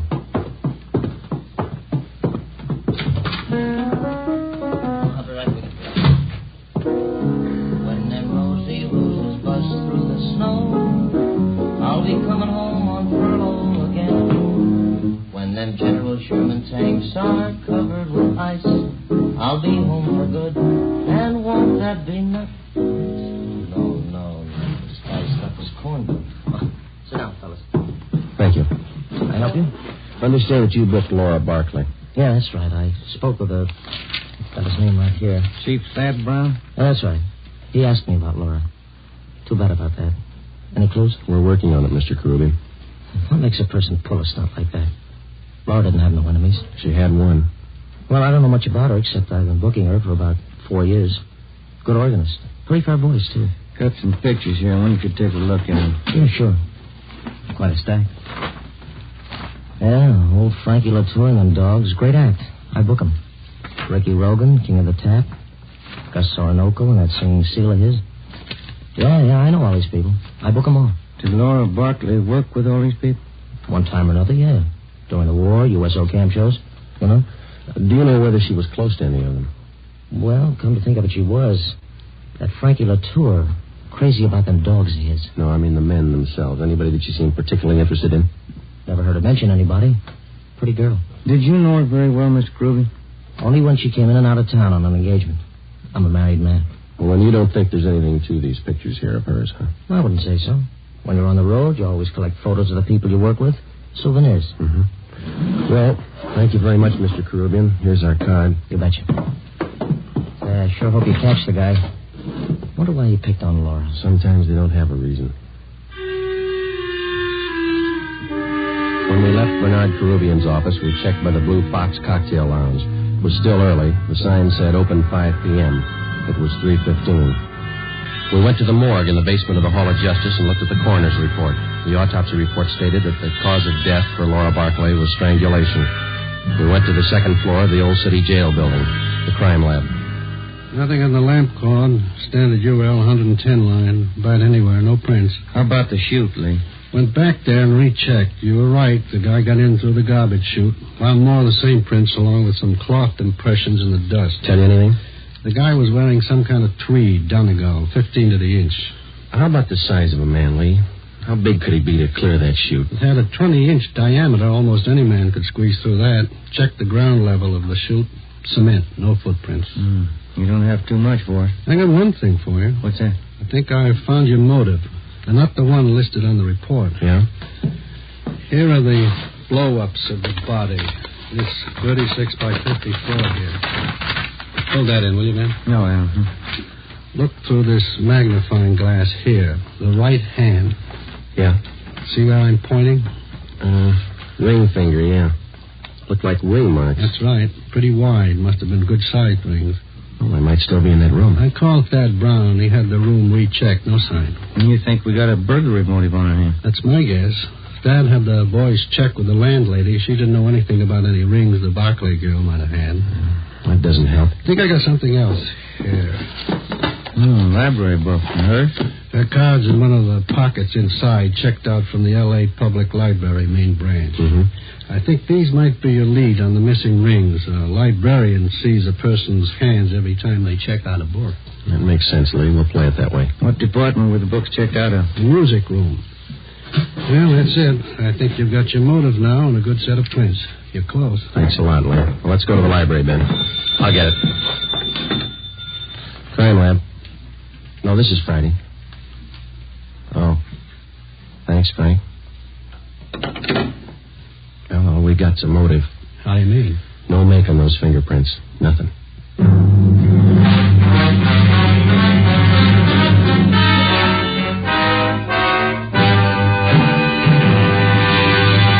You are listening to Dragnet for the solution to an actual case from official police files. Now, here is a real solution to many of your Christmas shopping problems. If your friends smoke a long cigarette, give the best of all long cigarettes, Fatima. Give Fatima for quality. The name Fatima has always stood for the best in cigarette quality. Give Fatima for flavor. Fatima has a much different, much better flavor and aroma than any other long cigarette. Give Fatima. They're extra mild. Yes, Fatima is the long cigarette which contains the finest Turkish and domestic tobaccos superbly blended to make Fatima extra mild. Yes, extra mild. So give Fatima for Christmas in the attractive golden yellow carton. It's the long cigarette that has doubled and redoubled its smokers. Yes, more and more smokers every day agree Fatima is the best of all long cigarettes. 4:30 p.m. Tuesday, January 9th. Heavy rain. Laura Barclay's murderer was still a free man. Ben and I were sure that whoever left their fingerprints on the inside of that garbage chute was the same man who murdered the Barclay girl. He had no previous record. His first crime, as far as we knew, was a killing, and the odds were all in his favor. The fingerprints gave us nothing. All we had left to lead us to the killer were 3 library books and a stack of old theatrical photos. The solution of most crimes for the working detective is method and persistence. When you have clues, you work with them. When you don't, you work your way to a logical conclusion as best you can. We went to the Los Angeles Public Library, the main branch. The librarians in the music room handle thousands of readers every week. None of them remembered Laura Barclay. We drove over to the Blue Fox Cocktail Lounge. We interviewed the manager, and he knew nothing of her personal life. We talked to Harry Schumann, the organist who had taken Laura Barclay's place. What would you like to hear, fellas? Police officers like to talk to you, man. Oh, about Laura, huh? That's right. All right, if I keep on playing? The manager wants full 15-minute sets. Oh, yes, go ahead. That's all right. What can I tell you? How long have you known Miss Barclay? Oh, 4 or 5 years. It's a terrible thing. You got to get whoever did it. Yeah, we're going to try. Can you think of anybody that might have killed her? I know you ask that question of everybody. I don't know. Does anybody ever know for sure? Sometimes. Well, I don't know. When you think of a person, you never think who might murder him. Maybe you might know a few things about her that you could fill us in on. I'll try. She go in for jewelry much? Rings, things like that? Funny you should ask that. She was nuts for it. Good things. Rings? Had a couple of beauties. Diamonds they were, big stones. Cost $4,000. I know she used to put most of her money into those rings. She'd buy them on time? Yeah. I remember one night she was overjoyed. The night she paid them off. Cost a lot of dough. Can you describe those rings for us? Not too good. I can give you the name of the jeweler she bought them from. That'll do. Do you know anybody else that we might talk to? Don't know any of her friends. She was an only child. No living relatives that I know of. How about her landlady? Yeah. I guess that's it, Harry. Thank you. For what? I wish I could help more. If everybody had your attitude, we'd be out of a job. Before we left the Blue Fox, Harry Schumann gave us the address of Laura Barclay's jeweler. The next morning, we checked with the manager of the store, and he gave us a complete description of the 2 diamond rings which the dead girl had purchased. They were valued at $4,000. He gave us detailed drawings of the rings. We went back to the office, gave the information to burglary detail. An all-points bulletin was put out describing them. Pawn shops throughout the city and state were alerted to watch for the stolen rings. We had lunch with Chief Thad Brown at Costa's Cafe. Never mind, Romero. I'll get it. Oh, thank you, Chief. I'll get the tip. Stew was good. There's some change for the cigarette machine.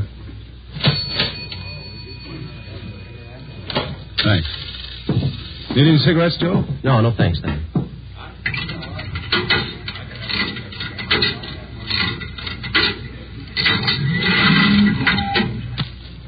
Let's go.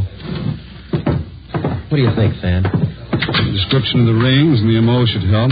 They haven't turned up. Good chance he's holding on to them. Could be his first job. Probably scared. Anybody check back over the neighborhood there? Yesterday afternoon and this morning. A lot of door-to-door salesmen through that district. All been checked out. It's a dead end. Now where? Only those prints are checked out. Well, they didn't. Got a kickback from Brereton in Sacramento on his MO. No make. We'll have to get him with what we've got. Here's the car. Sure you picked up all the loose ends? Oh, we've been back over the course 3 times. Go over it again. Keep going over it until something breaks. For the next 10 days, we retraced our steps from the room where the crime was committed throughout the neighborhood to the place where she worked, back to the same dead end. Ben and I checked and double-checked each other to make certain that neither of us had overlooked even the smallest detail of the investigation. We got no place. It was 8 a.m., January 19th. Homicide, Friday. This is Robles and burglary, Joe. Yeah, Dick. Got something for you. Job low last night. Couple of watches, strand of pearls. How do we figure in it?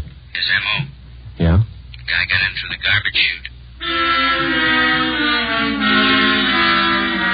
Besides fingerprints and photographs, one other mark by which the unknown criminal is identified is by his method of operation, his M.O. Once a thief finds a successful means of operation, he seldom changes it. In our search for Laura Barkley's murderer, we had checked our files and found no criminals at large whose practice it was to gain entrance through a garbage chute. It was reasonably safe to assume that this was the same man. It was 2 p.m., January 23rd. I was on my way back from the Record Bureau. Just had a call, Joe. Elmer Radcliffe. Informant? Yeah. Says 2 days ago he heard about some guy who was making the rounds trying to peddle a couple of diamond rings. Same ones? He's not sure. Doesn't know what the guy looked like. Any idea where the guy is now? Hasn't been around since. Told Elmer to keep his eyes open. Oh, that's good. Come in here, you two. What do you got, Thad? The report just came down from burglary. Pawn shop down on North Main took in a watch and strand of pearls last night. Yeah? Same stuff that Rubles called you about. Yeah, I remember. Where's it tying? Same guy tried to peddle a couple of diamond rings. 10 a.m., January 25th. Thad Brown arranged to have all pawn shop detail calls concerning the suspect put through to us on extension 2521, homicide. 5 days passed. No further word. Homicide, Friday. This is George Rose. I run the Harbor Pawn Shop, 2nd and Main. Yeah, what's the matter? Man in here, trying to turn those diamond rings. The ones on the stolen property list. I can't talk now. Stall him, we'll be right down.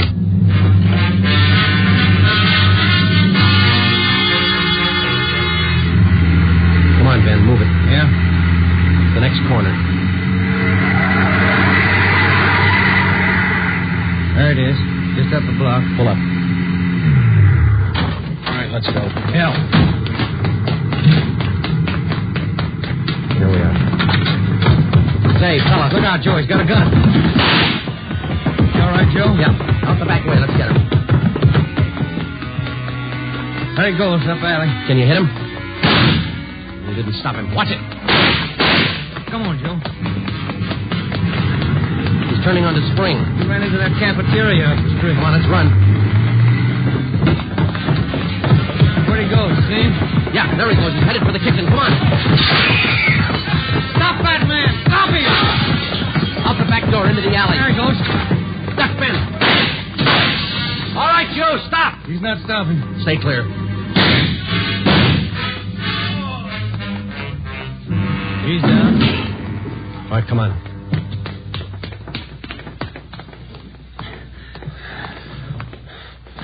get his guns? Yeah. He got him in the leg, Joe. Hit his head when he fell. All right, snap him on. Huh. Look on the little finger of his right hand. 2 diamond rings. Yeah. Doesn't make sense, does it? What's that? $4,000 worth of diamonds, and he's lying on a pile of garbage.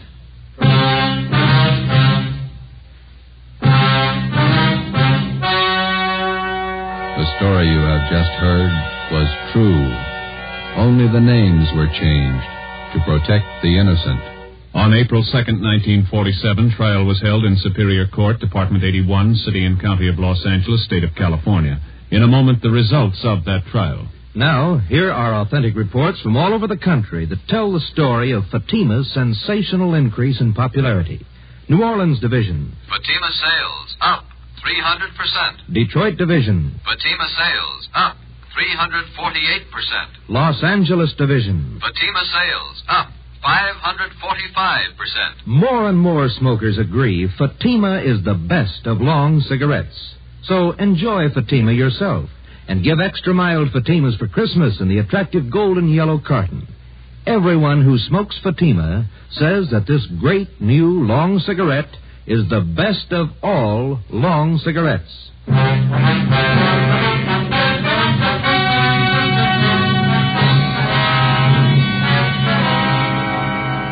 Laura Barclay's murderer was identified as Martin Eric Swanson.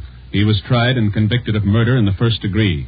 His case was fought through the Supreme Court of California and in the United States Supreme Court. In both instances, his conviction was upheld. Last Friday morning, after a delay of 5 years, Martin Eric Swanson was executed in the lethal gas chamber at the state penitentiary. You have just heard Dragnet, a new series of authentic cases from official files. Technical advice for Dragnet comes from the Office of Acting Chief of Police W.A. Wharton, Los Angeles Police Department. Dragnet honors the city of Youngstown, state of Ohio, and the men who make up the Youngstown Police Department, another of America's great law enforcement agencies. One of these men, Chief of Police Edward J. Allen, honored as Policeman of the Year, who dedicates his life so that yours might be more secure. Fatima Cigarettes, best of all long cigarettes, has brought you Dragnet from Los Angeles.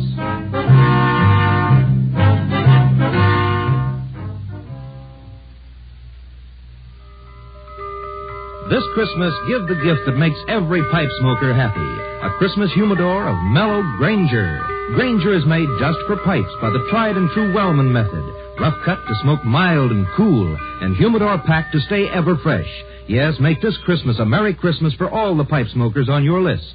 Give them each a Christmas humidor of mellow Granger. Listen to Dragnet next week, and be sure to hear Morton Downey tonight on NBC.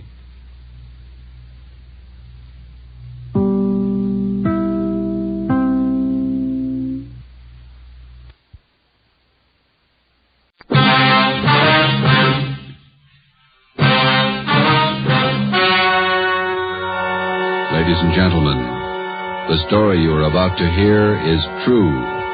Only the names have been changed to protect the innocent.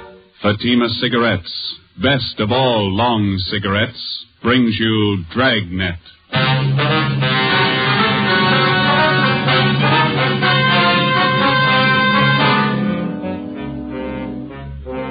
You're a detective sergeant.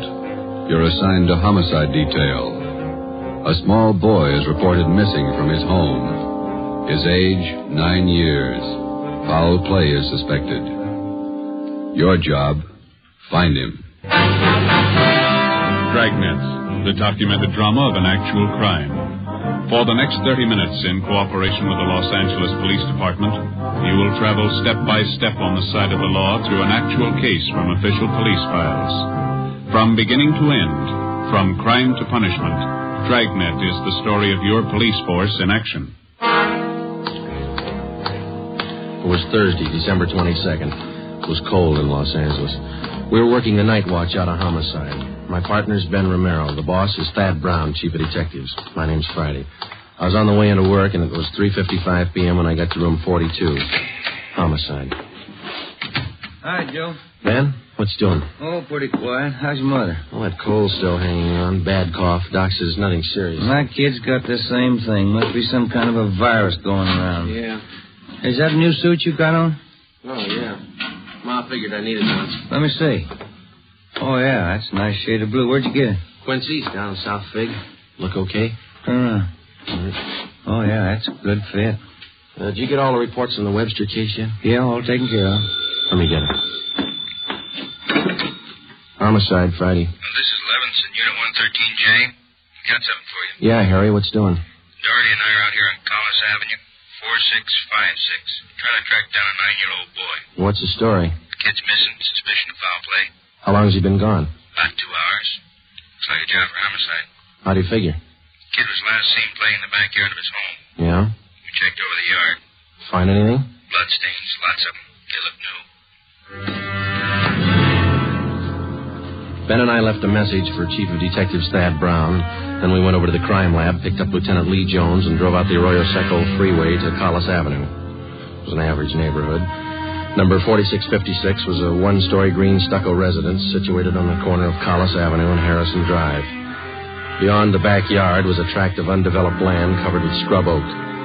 Harry Levinson from Highland Park Juvenile was waiting for us in front of the house. Back this way, fellas. You coming, Lee? Wait till I get my back. Okay. Who notified you that the boy was missing, Harry? The mother said she went out to do some Christmas shopping about 11 this morning, left the boy home. She came back about 2 this afternoon. He was gone. What's the name? Johnstone. Kid's name is Stanley, 9 years old. Mm-hmm. Was this gate open like this when you got here? Oh, yeah, I haven't touched the thing. Here are the stains over here, Lieutenant Jones, along the edge of the walk, see? Yeah. Let me see. Quite a few stains, huh? Looks like it might be blood. Try some benzodine on these spots here. There we are. See what happens? Where's the kid's mother now, Harry? In the house. Doherty's talking to her. Did you talk to any of the neighbors? People next door. One's on this side. They couldn't tell us anything. There it is, fellas. Yelly? These spots I covered with benzodine, they're turning blue. Bloodstains, all right. Can't say definitely whether it's human or animal blood. Mm-hmm. You have to go back to the lab to run it through? Yeah, biological precipitin test. Hand me one of those glass vials from my bag, will you? Yeah. Okay, here you are. Thanks. Scrape some of these flakes off for a test. There we are. How soon can you tap the blood for us, Lee? Precipitin test won't run more than 20 minutes. It'll take 3 or 4 hours to run a blood grouping, though. That's it. Anything else you want to check? Levinson, anything else? Oh, right here, my handkerchief. Empty shell. That marker over there by the rose bush, that's where I found it. From a .22, huh? Yeah.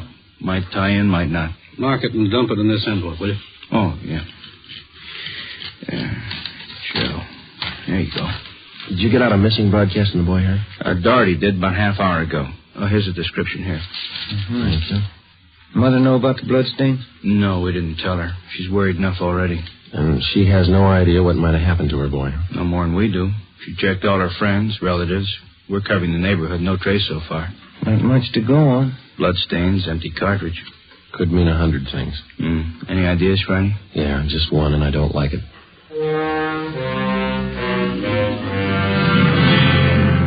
4:30 p.m., Thursday, December 22nd. The neighborhood search for 9-year-old Stanley Johnstone continued. Lee Jones went back to the crime lab to start the precipitant test and the blood grouping. Levinson and his partner Doherty from Highland Juvenile stood by. We called Chief of Detectives Thad Brown, and he ordered up a special detail to aid in the search for the missing boy. Ben and I questioned the boy's mother, Mrs. Ruth Johnstone, a woman in her early 40s. She seemed fairly calm under the circumstances. Miss Johnstone, is your boy Stan in the habit of wandering off without telling you where he's going? No, he's not in the habit of wandering off, but he has done it before. When was the last time, Miss Johnstone? You don't have any children, do you, Sergeant Friday? No, I'm not married.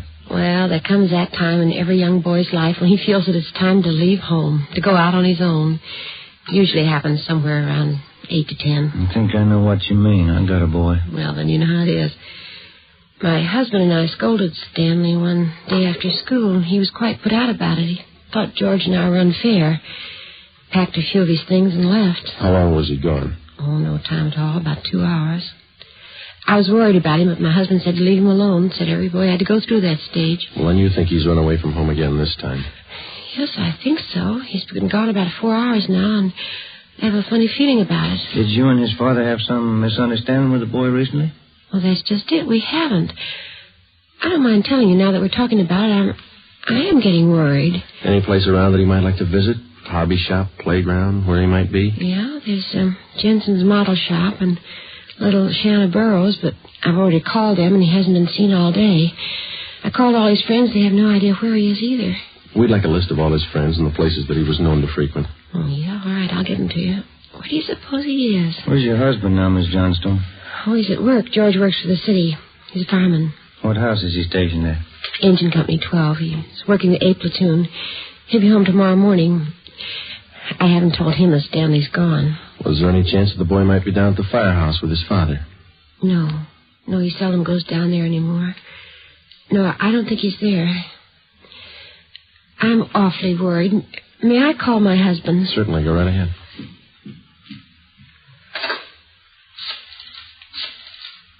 I know George will be worried. Stanley's been gone too long. Hello? May I speak with George Johnstone? This is Mrs. Johnstone. Thank you. I hate to call George at his work. Yes, ma'am. Does your husband own a gun? Yes, he does. What caliber, do you know? Well, it's a .45 automatic. He got it. George? This is Ruth. George, is Stanley down there with you by any chance? Oh. No, I can't find him anywhere. He hasn't been here when I came home from my shopping. There are 2 policemen here. No, I said there are 2 policemen here. Oh, no, dear. I'll call you if we don't find him soon. All right, dear. Yes, you too. Goodbye. Well, I didn't think he'd be with George. That .45, is that the only gun in the household? Wait, yes. Why are you asking about guns? Has anything happened that you're not telling me about? No, ma'am. Just routine checking. We'll have to take a look at that .45, if you don't mind. Maybe I should tell you. We do have another gun in the house, but it's all wrapped up. George bought it for Stanley's Christmas present. May we see it, please? Well, yes. Will you have to unwrap it? Yes, I'm afraid so. Well, I think I can reach it. We had to hide it. Now, let me see. Oh, here's the paper it was wrapped in. Stanley must have found it. It's gone. See, here's the gift card and the box the gun came in, the rifle. Can I look at that box, ma'am? Thank you. How about it, Joe? .22 caliber. Thursday, December 22nd, 5:15 p.m. It was getting dark. The search for the missing boy continued. We checked the list of Stanley Johnstone's friends. None of them or their parents had any idea of his whereabouts.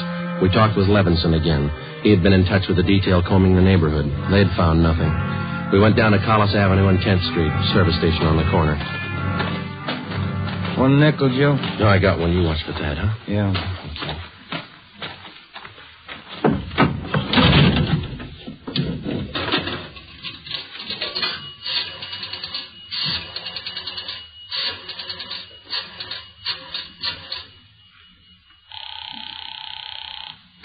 City Hall. 2667, please. 2667. Crime Lab, Jones. Hi, Lee. Joe Friday. Yeah, Joe. Any sign of the Johnson kid? No, not yet. How are you coming? Finished the precipitin test. It's human blood. Yeah? Working in the blood group now. Do you know what type the Johnson boy has? Well, we didn't want to upset his mother. I thought we'd wait till the last thing. We're still in the neighborhood. Check with the family physician. That way you won't disturb. Yeah, we figured on that. Oh, just a minute, Lee. Yeah, Ben. Boss just pulled up. Okay. Thad Brown's out here now. I'll check you later, Lee, huh? Yeah, right, Joe. All right, goodbye. Gentlemen, how's it going? Just checked with Lee Jones. Yeah, I know. It's human blood. What do you think? We talked with the boy's mother, Miss Johnston. Found a gun missing. Yeah. Caliber's the same as the empty casing that Levinson found. 22. You said the gun was missing. Yeah, the Johnstones were going to give it to the boy as a Christmas present. They had it hidden, but it's gone now. Any idea who took it? Well, they left the Christmas wrapping behind. I think it was the kid. 22 rifle, huh? 9-year-old boy. When are they going to learn? First, it's carbide cannons on the 4th of July. The city issued ordinance after ordinance, but a few thousand kids around the country had to lose their eyes, fingers, hands before the parents gives us their full cooperation to outlaw them. I know what you mean. Sure you do. You and every other cop in the country became the heavies trying to clamp down on them. It's always the same story. This time it's guns for Christmas. I know what you're thinking, but we're not sure yet. Listen, Friday, there's a city ordinance against giving a gun to a kid. You know that? Yes, I know that. There's a missing boy and a missing gun. There's blood on the ground and an empty shell. That's enough for me. I'm going to stay with it. Something's got to break. Yeah. I hope it's not the hearts of that kid's parents. Oh, hi, Chief. I've been looking for you, Friday. What do you got, Harry? Found the gun. New .22 rifle. Strong smell of cordite. I'd say it's been recently fired. Where'd you find it, Levinson? Back up there in that scrub oak. Up behind the Johnston house. Mrs. Johnstone identified it. Buckley took it down to the crime lab. Thanks, Harry. Is Miss Johnston okay? Pretty sick now. Kilby came up with something else. What's that? There's another one missing. An 8-year-old boy. 6:30 p.m. We talked with Officer Kilby about the other missing boy. He told us that his name was Stephen Moorheim, 8 years old. His family had just moved into the neighborhood, and it seemed that no one besides the Moorheim family knew that the boys played together. Mrs. Moorheim told us that Stephen told her that he was going out to play and that he'd be home by 6 o'clock for dinner. She told us that he was an unusually prompt boy and almost never overstayed his playtime. We got a description of the Moorheim boy and put out a missing broadcast. We called the Johnstones' family doctor. He told us that Stanley's blood was type O. At 7 p.m., we talked again with Mrs. John Moorheim. Are you sure Mrs. Johnstone doesn't know where the boys are? She has no idea, Miss Moorheim. It's terrible. It's just awful. I feel there's more to this thing. Something you're not telling me. Well, there's no use to upset you until we know a few things for sure. Then you are holding back something. Now, please try not to worry, Ms. Moorheim. There are certain questions we'll have to ask, routine questions in any kind of investigation. Is there anything else you want to know? Yes, ma'am. What is your boy's blood type? That's a funny question. Do you think anything's happened to him? Have you found him and you're not telling me? No, ma'am, we haven't found him. We don't think anything's happened to him. His blood type? Yes, ma'am. I think I have it written down in Stevie's baby book. Yes, here it is. Type O. Thank you. I wonder if I might use your phone, please? Yes, of course. It's in the hall. I'll be right back, ma'am. Yeah, okay.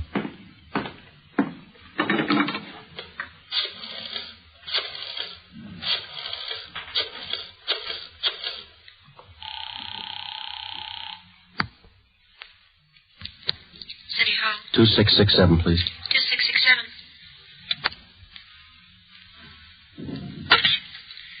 Randall, Pinker. Hello, Ray. This is Friday. Lee there? Just a minute, Joe. Take 2, Lee. Joe speaking. Checking back, Lee. Did you get the blood types on the 2 missing boys? Yeah, both boys type O. So were the stains, Joe. Type O.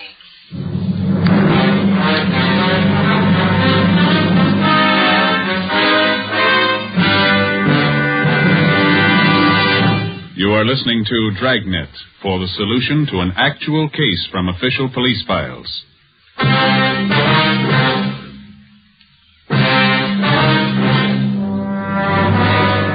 8 p.m., Thursday, December 22nd. Still no sign of either of the missing boys.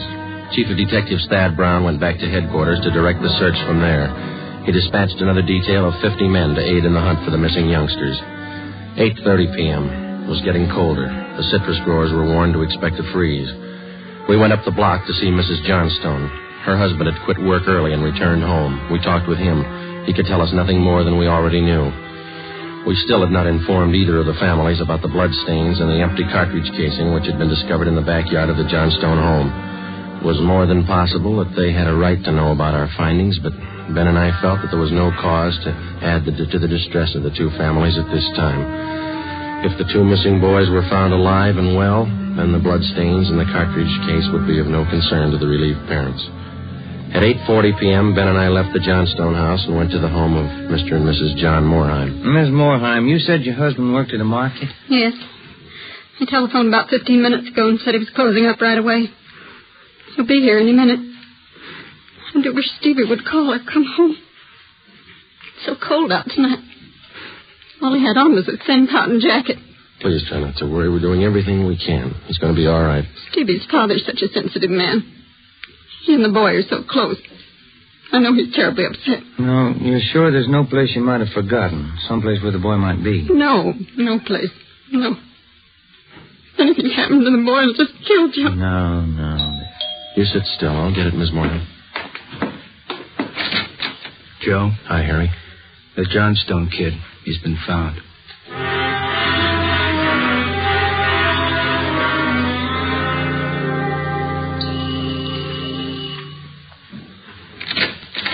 Oh, he's home, Sergeant. He's come home. Thank God he's all right. Where's he been? Did he tell you? No, he didn't. His clothes were all dirty, and he's acting strange. I've never seen him like this. How do you mean, Miss Johnson? Well, he just came in the front door and said, "Hello, Mom," and then he sat down in a chair and stared at the floor. He won't talk to his father or me. Do you mind if I talk to him? No, go ahead. I asked him about the little Moorheim boy, and he wouldn't tell me a thing. Where is he now? In the living room. Looks all right. Yes. Son, this is a police officer. He wants to talk to you.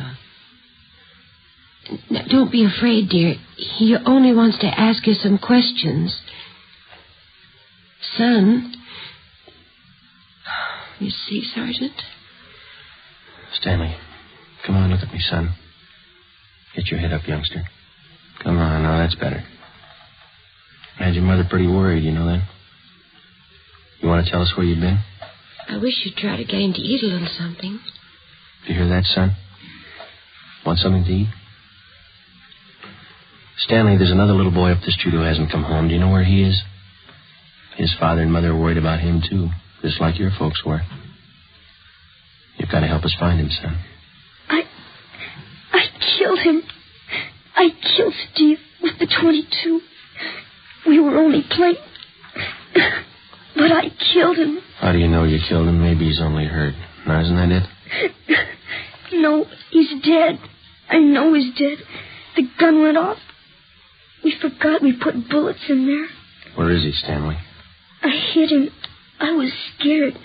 I didn't want anybody to find him. Where did you hide him, son? In a cave up on the hill. I didn't mean it.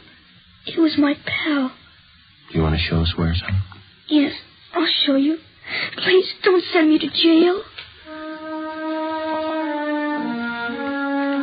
9:15 p.m., Thursday, December 22nd. 9-year-old Stanley Johnstone led the way up the hill behind the backyard of his home. He showed us the wagon he moved the body in. His father came along with us.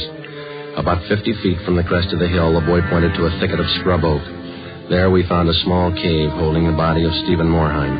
There was a single bullet wound in his chest just below his heart. He was dead. We covered the body. Stanley, how did it happen? I knew my folks were going to give me the gun for Christmas. I knew where it was, and I got it. There was a box of bullets with it. Were you pointing the gun at Stephen? No, sir. No, sir, I wasn't. It was Steve's turn to play with it. I was chasing him. He tripped over the stump there in our backyard and fell. The gun hit him in the stomach, and it went off. Why do you think you killed him if you're telling us the truth? I'm telling the truth, honest. That's the truth. All right, I believe you, son, but why do you think you killed him? It was my gun. Steve would still be alive if I didn't go and get it. I should have waited till Christmas. It's all my fault. Where have you been all this time? In the cave with Steve. What were you doing in there, son? I was praying. I was praying for God to make him alive again.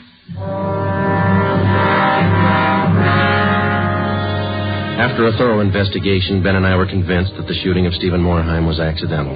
Lieutenant Lee Jones' findings substantiated the Johnstone boy's story even to the smallest detail. We put in a call to the coroner's office and acquainted him with the facts. He designated a local mortuary to handle the body pending autopsy and granted us permission to remove the body to the Moorheim home. Mrs. Moorheim collapsed. The family doctor was called. Ben and I sat in the living room to wait for John Moorheim, the dead boy's father. Edith! Edith! Mr. Moorheim? Yes. You the police? Yes, sir. Where's Edith? Where's my wife? Has my boy come home? Have you found him? Yes, sir. Well, where is he? Steve! Stevie! Where's Steve? He's hurt, isn't he? Yes, sir. Oh, where is he? I want to see him. He's hurt bad, Mr. Moorheim. Oh, where is he? I want to see him. He's in his room. How bad? Pretty bad.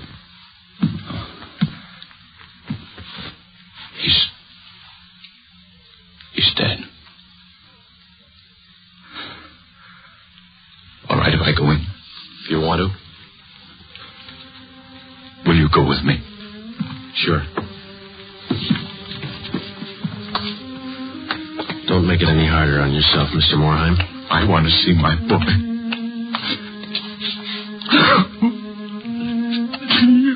Mr. Morheim. Stevie.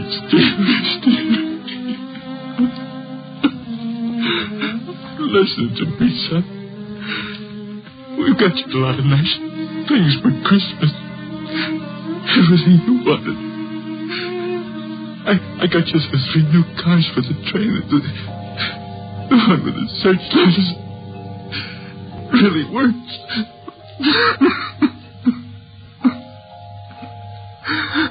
Son, you got that new switch you wanted to it. A little more track.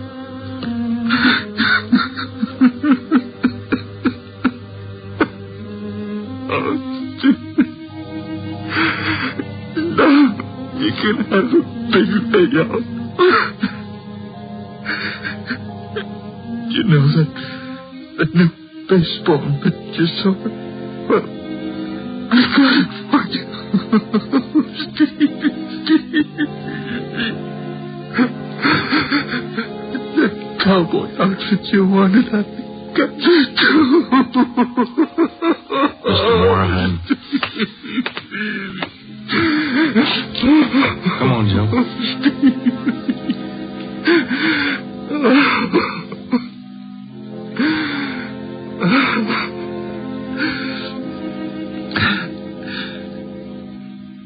What happened? It was an accident. He was playing with the Johnstone boy up the street. Playing with a gun. It went off. What was the other boy's name? Stanley Johnston. It was an accident. Mr. Morheim, where are you going? I want to see that boy. We had no idea what the dead boy's father had in mind. We didn't feel that we should try to restrain him. We went along with him up the street to the Johnstone home.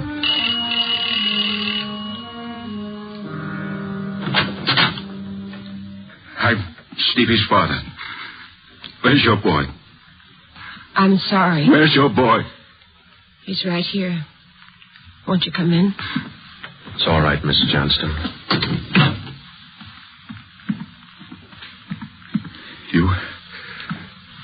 You the boy that was with Stevie? Yes, sir. What's your name? Stanley. Stanley.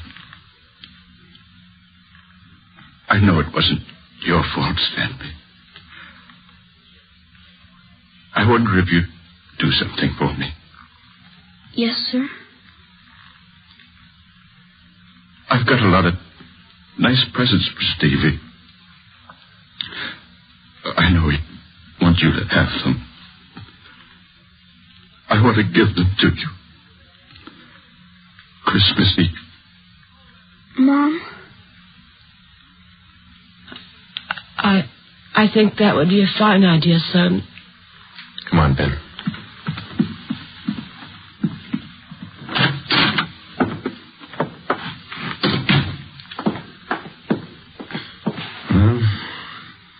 What does it all prove, Joe? You don't give a kid a gun for Christmas.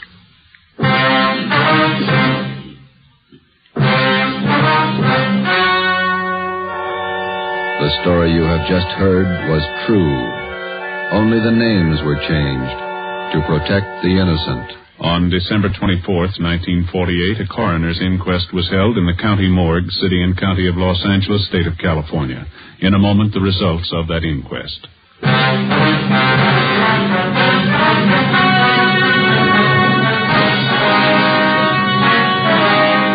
At At the coroner's inquest, it was officially recorded that Stephen Morheim's death was the result of an accident. Stanley Johnstone, age 9, was absolved of any legal responsibility for his friend's death.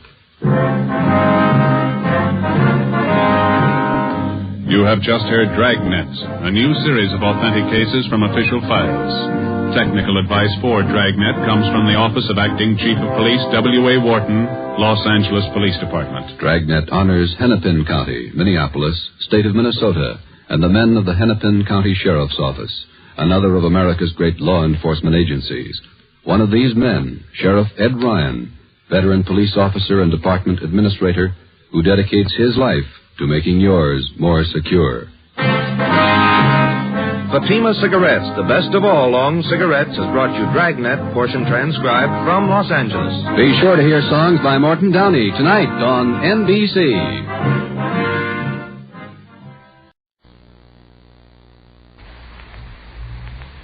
Ladies and gentlemen, for a more authentic presentation, portions of the program you are about to hear were actually recorded on the scene.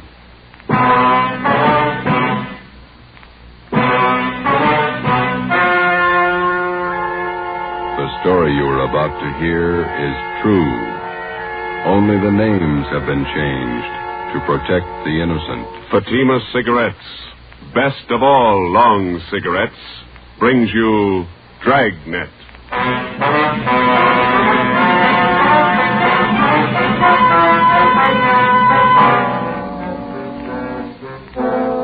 You're a detective sergeant. You're assigned to robbery detail. A gang of hold-up men have been running loose in your city. They've committed more than a dozen robberies. They're heavily armed, quick to shoot. Your job, stop them. If you want a long cigarette, smoke the best of all long cigarettes. Smoke Fatima. Fatima is the long cigarette which contains the finest Turkish and domestic tobaccos superbly blended to make Fatima extra mild. And that's why Fatima has a much different, much better flavor and aroma than any other long cigarette. That's why Fatima is doubling and redoubling its smokers. So, if you want a long cigarette, smoke the best of all long cigarettes. Smoke Fatima. Dragnet, the documented drama of an actual crime. For the next 30 minutes, in cooperation with the Los Angeles Police Department, you will travel step by step on the side of the law through an actual case from official police files. From beginning to end, from crime to punishment, Dragnet is the story of your police force in action. It was Saturday, July 21st. It was hot in Los Angeles. We were working the night watch out of robbery detail. My partner's Ben Romero. The boss is Thad Brown, chief of detectives. My name's Friday. I was on the way back from the record bureau, and it was 6:55 p.m. when I got to room 27A. Robbery detail. Hi, Joe, you ready? Let's go. Where'll I dump this top coat? Yeah. It's too hot out tonight for that. Yeah. The rest of the guys take off already? Yeah, we better hustle. How many men are working this thing tonight? Must be at least 50, covering every drugstore in the South Central area. Which one did we draw? Naomi in South Alameda, Rex Pharmacy. Yeah. Parking lot across the street. We can cover the pharmacy from there. We better check out a Thompson from the business office first, huh? That's a good idea. We might as well be ready. They are. Who got the tip the gang was moving into the south end of town? It's Johnny Powers, one of his informants. Okay, here we are. Business office, Blair. Yeah, I'll take care of it. Thanks. Hey, Blair, do you want to check out a Thompson for us? Okay, Friday. Heavy duty? Yeah, kind of. There's a sign-out book. Thank you. Hey, you might as well give us a shotgun while you're at it, Blair. Okay. Check these out for an hour. Sounds like a busy night for you fellas. Maybe. Thompson's okay. So the shotgun. Want to sign up for the shotgun too, Joe? Yeah. Okay. One Thompson, submachine gun, 1 shotgun. You got those serial numbers there, Blair? Yeah. Thompson 67811. 67811. Yeah. Shotgun 655228. 5228. Okay. Signed, Joe Brady. Serial number 2288. Ben Romero. What's your serial number, Ben? 2633. Oh, yeah. 33. 6 shells for the shotgun, 50 shells for the Thompson, okay? All right, I'll sign for him. Okay. Gang's pretty rough, I understand. Gun heavy. Yeah, that's what they tell us. Okay. Here's the book, all signed. Okay. Here you go. A lot of firepower there. Yeah. Hope you don't have to clean them when we bring them back. We went down to the basement of the city hall, picked up our car, 80K, and drove out to Naomi and South Alameda streets. We located the parking lot and pulled in. There were 4 other cars parked in the lot so we wouldn't be conspicuous. Ben and I got in the back seat out of the light. From our vantage point, we had a clear view of the entrance to the Rex Pharmacy across the street. We had the shotgun and the submachine gun on the seat beside us. We listened to the calls coming on the radio, and we waited. 13, Joe, stand by. There's no cooler here than it is in the office. Yeah. Hot and sticky, huh? Yeah. Paper says it's going to be worse tomorrow. Roll down your window, will you, and get some air in here? Yeah, huh? The pharmacy isn't doing much business. Not more than a dozen people in there in the last hour. No soda fountain to get. Sure is hot. You have to talk about it, huh? It helps. What time you got? 10 minutes to 10. No smoke? No, thanks. Yeah, I'll get it. That gang's gonna show up here. Wish they'd get it over with. Fellas might have got a bum tip. Well, the gang hasn't missed a weekend for 2 months. I wonder how much time the average cop spends waiting. I don't know. Put it all together and make a fine vacation. What do we do, sit this out till the pharmacy closes? Yeah, 2 a.m. Sure is hot. Yeah. Midnight came and passed. The traffic on South Alameda thinned out. Only an occasional customer entered the pharmacy across the street. Ben kept complaining about the heat. We waited. Well, that's it, Joe. There go the lights. Drugstore's closing. Yeah, the guy's locking the doors.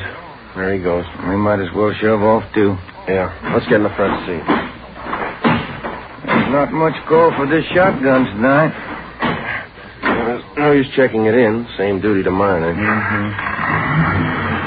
all units. All units in the vicinity of 8th Hill, on the corner of Hill and Geneva Alley, the 211 and shooting, code 3. Hit the light. Yeah, come on, let's roll.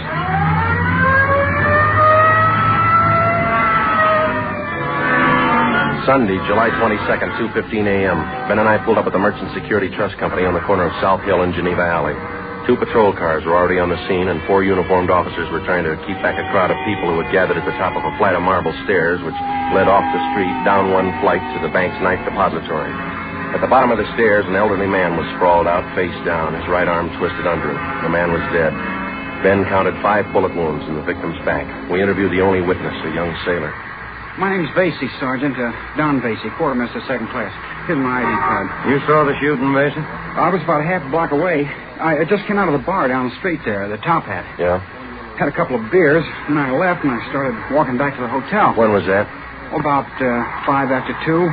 Go on. Well, before I got to the corner, I saw this man ahead of me. He crossed the street and headed over for the bank. Then this car pulled up and some guys got out. They ran over to the man and it looked like they were frisking him. Yeah? All of a sudden, I heard shots. The man ran for the stairs here, and it looked like he stumbled and fell. A bunch of guys jumped back in the car and drove away. What'd you do then? Well, I ran up to see what I could do for the old man. He was lying down there where he is now. Nothing I could do for him. I yelled for a cop. Did you get a look at the men in that car? No, I just saw him from a distance. 4 of them, maybe 5. What about the car? Did you see the license number? The last couple of numbers, that's all. 699. Couldn't see the rest. What was it, a coupe or sedan? A sedan, maroon color. It was a Pontiac, either a 1940 or 41. You sure about that? I used to own one back in Delaware, 1940 model. I sold it to my brother when I went in the Navy. I'm sure all right. And you're sure about the number of men in the car? Oh, yes, sir. 4 or 5. No more. I see. Thanks. Well, will you drive back to the office with us and give us a full statement? Sure, Sergeant. Anything you say. You can wait in the car, Vasey. We won't be long. Sure. Well, what do you think? I don't know. Drugstore gang? Said there were 4 guys. Could be. No description. Maroon car. 3 numbers off the license plate. Pretty thin. Yeah. Looks like a hard summer.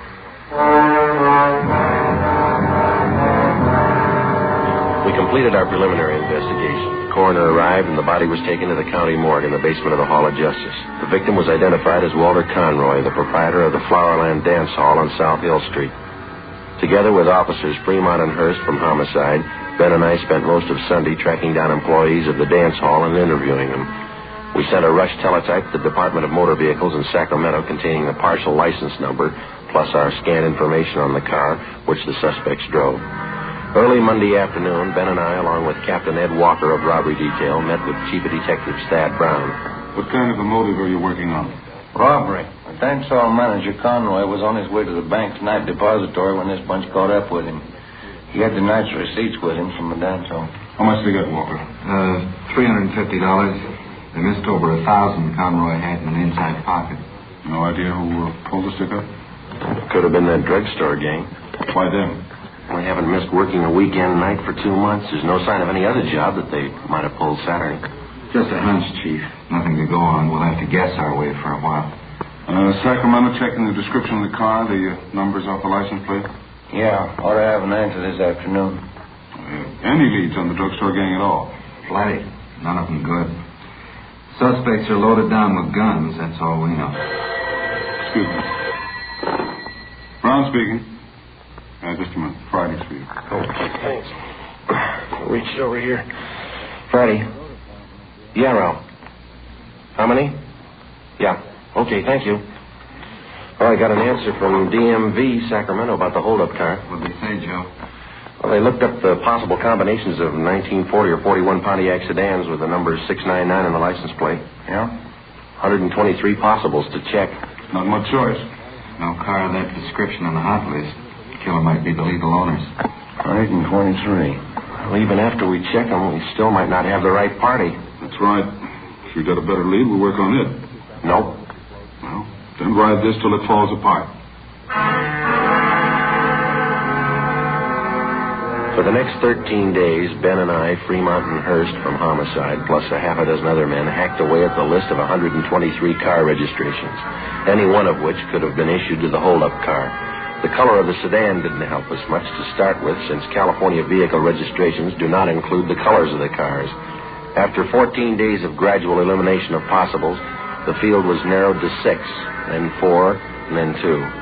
August 6th, Monday, 5:30 p.m. Ben and I were called to Thad Brown's office. Gentlemen, you check out that last possible yet? About 20 minutes ago. It didn't pan out. What about Hurst and Fremont? They had one left. Right here. Could be the answer. Yeah. 1940 Pontiac sedan, license number 4XA699. Last registration, San Diego. Sounds good. We teletyped to San Diego police. They say the car's been sold to a woman out in Santa Monica. Anyone checked her? Well, that's what I want you two for. San Diego and Santa Monica. Well, it's in the right area. Can't afford to miss now. I hope it's the right one. Well, it's got to be. Check it. Ben and I checked the woman in Santa Monica, Mrs. Fielding. She told us that she had sold the car 6 months before to a friend who lived in Bakersfield. We contacted her friend. He told us the car had been traded in by him to an auto dealer in Pasadena. We checked the dealer. He said the car had been sold off his used car lot 2 months before. The new buyer had given his name as Emil Thurston. 2 names were given as reference, Lloyd Newton and John Lacombe. We ran a routine check through the record bureau.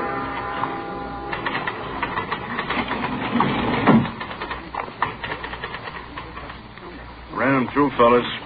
Here's the packages. Get a make for him? On all 3. What'd you find on Thurston? Let's see. Thurston, 2-time loser, second time up to Q on 5 counts of armed robbery. On parole from Quentin now. How about the other 2? Lacombe, let's see. Preston reformatory, 2 terms, went up 3 years ago, violation of Dyer Act. He's on parole, too. What about Newton? Did you make him? 2 terms in Oklahoma. They're looking for him now. He's on parole. Can I look at that just a minute, Frank? Sure. Let's have all 3 of them. Take a look, Ben. Each one of the mama sheets on these 3 guys. Yeah. Look. Right here under General M.O. See? Mm-hmm. Thurston, heavily armed at time of arrest. Yeah. This one, Lacombe. Right? Heavily armed. This one on Newton. Same thing. Gun happy. Yeah. Come on. At the time he purchased the car, suspect Emil Thurston listed his home address as 1517 North Hoover Avenue. Previous robbery victims positively identified Thurston and his companions. At 1517 North Hoover, the landlady also identified Thurston and his companions as tenants. She told us they drove a red sedan and they parked the car at a Temple Street garage. An immediate stakeout was placed on the apartment house, and we started to canvass of Temple Street garages from Hoover Avenue down to Rampart Boulevard. At 4 p.m., Ben spotted the car in Donnelly's garage on Temple Street near Michigan Drive. The garage attendant told us that the owner of the car had given his name as Emil Thurston. We showed him the mug shots. Yeah, used to park his car in here a while back. Then he came in yesterday morning with these 2 guys and said he wanted a paint job. Doesn't look like he needs a paint job to me. They offered me $20 extra if I do it in a hurry. He wants the car painted green. When's he going to call for the car? About 10 o'clock tonight. These jobs take time. He's not going to like it if the car's not finished. He won't like it if it is. Come on, Ben.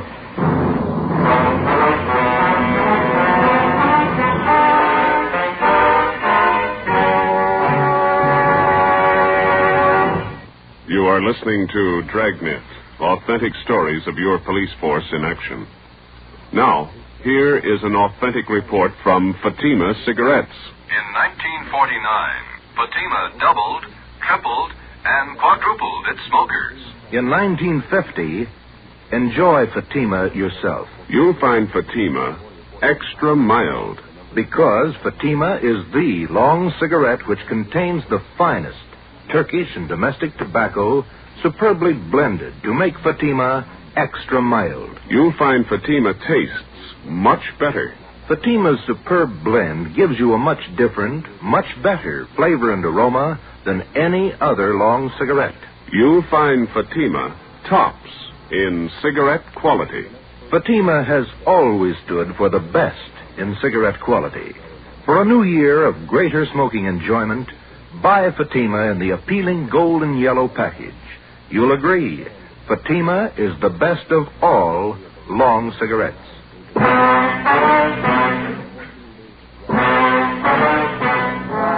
7 p.m. Tuesday, August 7th. Chief of Detectives Thad Brown and Captain Ed Walker swung the entire robbery detail into action. The stakeout at the apartment house on North Hoover continued. An additional detail of men was stationed in a vacant store on Temple Street directly opposite Donnelly's garage. Donnelly's garage was a small family outfit, and the only spot from which we could cover it thoroughly without being seen was from a large paint locker set up against the right wall. The garage man cleared enough room so that Ben and I could fit into the locker in a half-stooped position. 2 small latches were rigged up so that we could pull the doors closed from the inside. 4 ventilation holes at the top and bottom of the doors provided us with peepholes. At 8 o'clock that night, Ben and I took our places inside the locker. The trap was set. We waited. Can you see all right, Joe? Yeah. It's hot in here. Stale air. It's a tight fit. I'm getting a clamp in my shoulder. What time did that garage man say he closed? 11 o'clock. Those lousy paint smells. Stuff it, man. Hey, that car pulling in. Can you see the driver? Wait a minute. It's nothing. Somebody getting gas.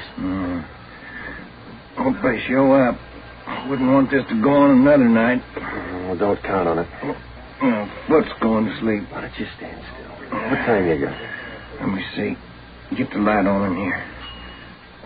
10 minutes to 9. Thanks. The popular conception of the working detective rarely includes a glimpse of his everyday run-of-the-mill duties. filling out forms, conducting interviews, or waiting long, monotonous hours parked in a car or standing half-crouched in a garage paint locker. It's slow, dull, and tedious, and it's 95% of the police officer's job. By 10 o'clock that night, there was still no sign of Thurston and his friends. The cramped locker got more cramped with the passing minutes. The air was thick with paint fumes. We waited. At 10:55, a taxi pulled to a stop in front of the garage. 3 men got out. You see him, Joe? Wait till they step into the light. There's another guy still in the cab. Here he comes. There's the first guy. Yeah, it's Thurston. The fourth guy's getting out of the cab. That looks like Newton, doesn't it? That's him.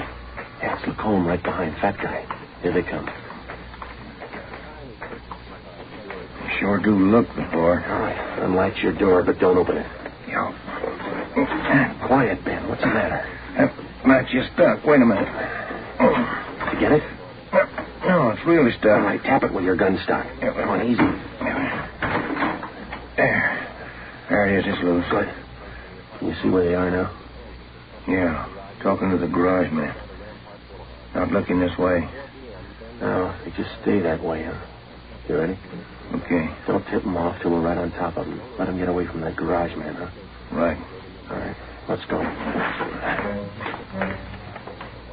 Approximately 25 or 30 yards separated us from the suspects. I glanced across Temple Street at the vacant store where Thad Brown and the other men were staked out.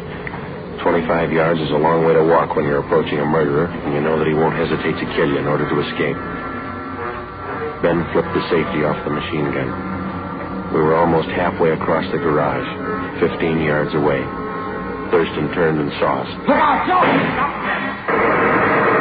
I got one of them. They ducked behind the car, went up the stairs. 3 of them. Come on. Where did he go? Up the stairs.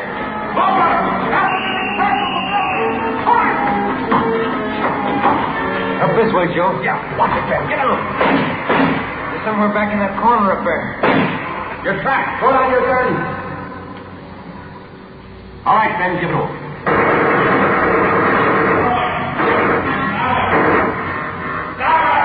Pull on your guns. Pull them down. Heard 3 of them. 6 of them. All right, now come on down with your hands behind your head. Cover me, Ben. I'll frisk them. Right. You up on the end. Get your hands back of your head. All right, stand still. All right, next one. Go on. Clean. All right. Lacombe. Watch him, John. All right, you. Rest of you, stand back. Keep your hands up. You all right, Joe? Yeah. 2 more guns on him. All right, you two, hold it. Here comes Chief. Yeah. I'll get these guns together here. Lacombe. He's not much of a fighter.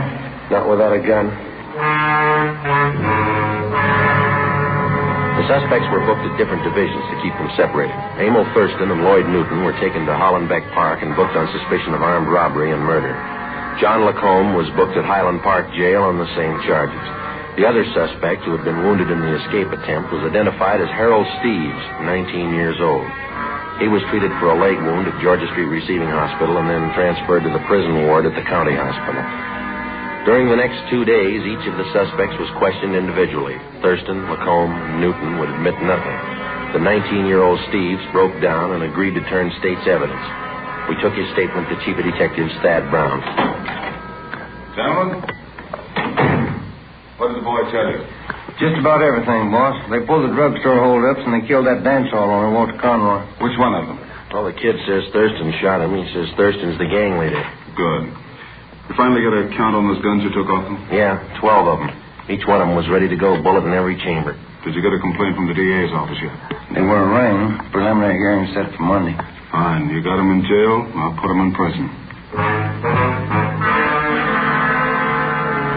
The apprehension of the criminal doesn't mean the end of a case for a police officer. He spends just as much time helping to convict the criminal after he's caught. Evidence must be gathered and authenticated and presented to the district attorney's office. If confessions are possible, they must be obtained and put in order. The officer must also help out in formulating the case and in testifying at the trial of a suspect. On October 30th, almost 3 months after the Thurston gang was apprehended, they were brought to trial in Superior Court. It was a routine affair. Harold Steves took the stand and told the story of the gang's activities. The victims identified the suspects and testified to the robberies. Both Ben and I took the stand and testified to the arrest and possession of guns by the defendants. We received no cross-examination. On the morning of March 2nd, the case went to the jury. Ben and I had lunch with Lieutenant Rombo from robbery in the City Hall cafeteria, and it was 5 minutes past 1 when we got back to the office. Oh, it sure was good soup today. Yeah, it was a nice lunch. You want to check the mail? I didn't yet. Oh, I'll get it. Robbery Friday. Yeah? When? Right. Lacombe and Thurston. They just broke jail. Within 7 minutes, a dragnet for the escaped criminals had been thrown around the entire city. Chief of Detectives Thad Brown directed the operation. At 14 minutes past 1, he called us to the photocopy room. The machines were turning out duplicate mug shots of Thurston and Lacombe for distribution at the rate of 1 every 4 seconds. You want us to stand by, Chief? For the moment, yeah. We got all the help we need on the street. How'd they pull the break, anyway? Slugged the deputy when he brought in their lunch. Used a steel leg from one of the benches in the prisoner's tank. Yeah? And they beat the deputy right into the ground, but he held on to Newton. He didn't get away. How'd Thurston and Lacombe ever get out of the building? He's a real freak. They slugged the elevator man and got down to the basement. Right then, an ambulance crew was wheeling a body into the morgue. The attendant left the ignition keys in the ambulance. Shouldn't be too rough to track them if they're in an ambulance. Tougher than you think. How those copies coming, Frank? Fast as we can make them, Chief. I have another batch for you in a minute. You had any reports at all yet, boss? Couple. They're moving fast. Frank, you want to get that? I can't see in this dark room. Yeah, I'll get it. Yeah? Chief Brown in there? Yeah, come on in. Now, Walker, what do you got? Killer dry, was it? Oh, yeah. Now, what do you got? Gas station out on Sunset. Lacombe and Thurston just held it up. We picked up our car in the City Hall garage and drove out to the service station on the corner of Sunset Boulevard and Lorraine Drive. Detectives Ruiz and Stromwall from robbery were already on the scene. The two escapees had abandoned the ambulance there, robbed the station of $56 in currency, and stolen a 1938 gray Packard coupe, license number 7 Robert 6336. We left the station and started to cruise the area. It was 1:55 p.m. Attention all units, attention all units. Get it up, Joe. Yeah. 6380 North Sunset at 211 in progress. 6380 North Sunset at 211 in progress. Code 3. This is the 6100 block. Yeah, come on. At 6380 North Sunset. Yes, look. Maybe. Push it. Hey, that car pulling out up ahead there. A gray coupe. Wait a minute. 7 Robert, that's them. Lights changing. They can't make it. They're going through. They're skidding. They hit the lamppost. Broke it off. All right, pull up. Come on. Right. All right, let's go. Lucky if they live through this one. Yeah. All right, come on. Help me with this door. Yeah, all right. Pull. All right, can you take him? Yeah. I'll get Lacombe. You look okay? Yeah. Get Thurston out of here. Right. Come on, you. Come on. Yeah. All right, Lacombe, come on. I'll give you a gun. I'll kill you. Oh, sure you will. Come on. I'll kill you. All right, don't try to walk. How's Thurston, Ben? Seems okay. Couple of scratches. All right, sit down over there. Lacombe slugged the guard. It's funny. They don't look very tough. They can't play their part. They haven't got their guns.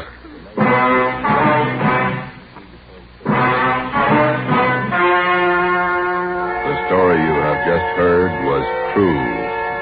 Only the names were changed to protect the innocent. On March 3rd, 1947, trial was held in Superior Court, Department 91, City and County of Los Angeles, State of California.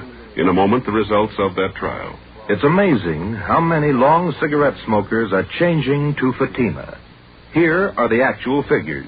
New York Division. Fatima sales up 132%. Chicago Division. Fatima sales up 453%. Los Angeles Division. Fatima sales up 545%. Yes, in 1949, more and more smokers discovered that Fatima is the best of all long cigarettes. They found Fatima extra mild. They found Fatima has a much different, much better flavor. They found the name Fatima means the best in cigarette quality. In 1950, enjoy Fatima yourself. best of all long cigarettes.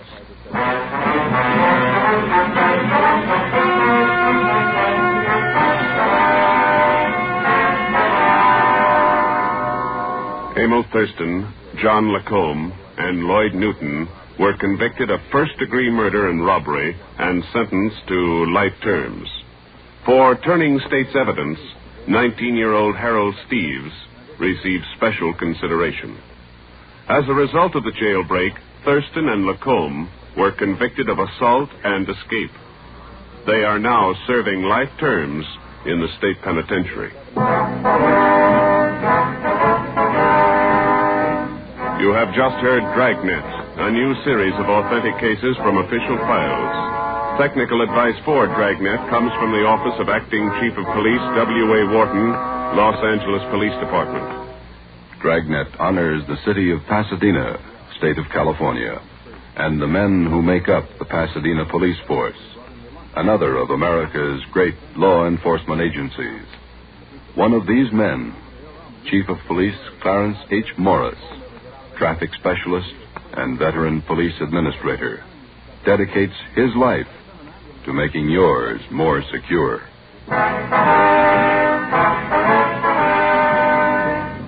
Fatima Cigarettes, the best of all long cigarettes, has brought you Dragnet, portion transcribed from Los Angeles. Be sure to hear songs by Morton Downey tonight on NBC.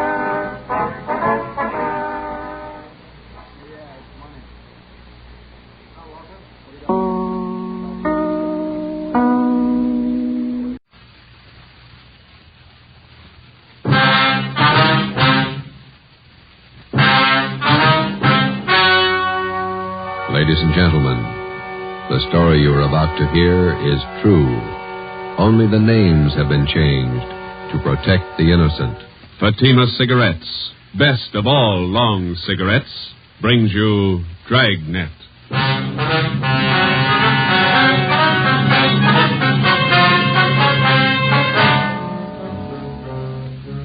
You're a detective sergeant. You're assigned to robbery detail. 2 armed bandits have robbed a large jewelry store in your city. One of the suspects escapes. One is apprehended. He's identified as a friend of yours. Your job, send him to prison. If you want a long cigarette, smoke the best of all long cigarettes. Smoke Fatima. Fatima is the long cigarette which contains the finest Turkish and domestic tobaccos superbly blended to make Fatima extra mild. And that's why Fatima has a much different, much better flavor and aroma than any other long cigarette. That's why Fatima is doubling and redoubling its smokers. So, if you want a long cigarette, smoke the best of all long cigarettes. Smoke Fatima.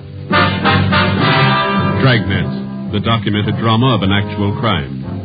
For the next 30 minutes, in cooperation with the Los Angeles Police Department, you will travel step by step on the side of the law through an actual case from official police files. From beginning to end, from crime to punishment, Dragnet is the story of your police force in action. It was Tuesday, February 8th. It was cold in Los Angeles. We were working the night watch out of robbery detail. My partner's Ben Romero. The boss is Thad Brown, chief of detectives. My name's Friday. I was on the way over from the city hall, and it was 8:35 p.m. when I got to the second floor of the Georgia Street Receiving Hospital. Treatment room. Joe, hi. Hi, Doc. Ben, how's it going? Okay. It hurt for a while. Doc gave me an injection. 1/6 of a grain of morphine, Novocaine injection. The bullet still in your shoulder? Doc's about ready to take it out. As soon as I get the wound cleaned, here's the soap and water, nurse. Alcohol sponge, please. How's it look, Doctor? Well, there's the x-ray. Shallow penetrating wound in the deltoid area. Sludge, larger than the soft tissue right here. Oh, yeah. No bone involvement. Lucky the bullet was spent. That's good. Feel okay? Sure. Nurse, methylate applicators, please. Thanks. Let's see now. Where'd you leave Tyler, Joe? Interrogation room. Reynolds and Thompson are with him. Let me have the probe, nurse. Yeah. Feel anything, Romero? No. That's it. You hear that? Hear what? Located the slug with a probe. Oh. Nice. Faucet. Thanks. Here we go. Oh, steady. You call your wife? No, she don't worry. Here it is, boys. On the market for evidence? Yeah, give it to me, will you? I will. Nice sterile saline solution. Irrigate the wound. No sign of Tyler's partner, huh, Joe? Guy got me? No, not yet, no. Sterile dressings, please. How long did you know this Tyler? Before he went wrong with me. I met him in the Army, helped him line up a job when he got out. It's too bad. Sure is funny. Meeting a friend of yours pulled an armed robbery. Must have surprised you, huh? Yeah, kind of. You want me to drive you home when the doc's finished here? Let's go back to the office and talk to Tyler first. Okay. Is that all right, Doc? No. You're staying right here, Romero, till tomorrow morning. If you haven't got a temperature by then, I might release you. Oh, it's only a flesh wound, Doc. I feel all right. I'm not taking any chances with gunshot wounds. If infection set in and you were laid up, I'd have the pension committee to answer to. You're staying here. Sounds like an order. It is. You can pick them up and pay enough for tomorrow morning. Okay. You going to need anything, Ben? Yeah. A phone to tell my wife I won't be home for dinner. His name was Max Tyler, white, male American, age 32. Dark hair, brown eyes, medium build, married, father of twin boys. He was a friend of mine. We served together in the Army overseas, and when the war finished, I came back to my job on the force, and Max went back to his old job. It didn't fit him anymore. He stopped working and started drinking. His wife didn't help much. Max started with small trouble, but it grew fast. On the afternoon of February the 8th, Tuesday, Ben and I surprised two men holding up a Main Street jewelry shop. Shots were exchanged, and Ben received a flesh wound in the shoulder. One of the hold-up men escaped. The other one was apprehended. His name was Max Tyler. Hi, Larry. Hi, Joe. Glad you got here. Tyler says he won't talk to anybody but you. Okay, boy. Thanks for standing by. Sure. I'll be outside if you need anything.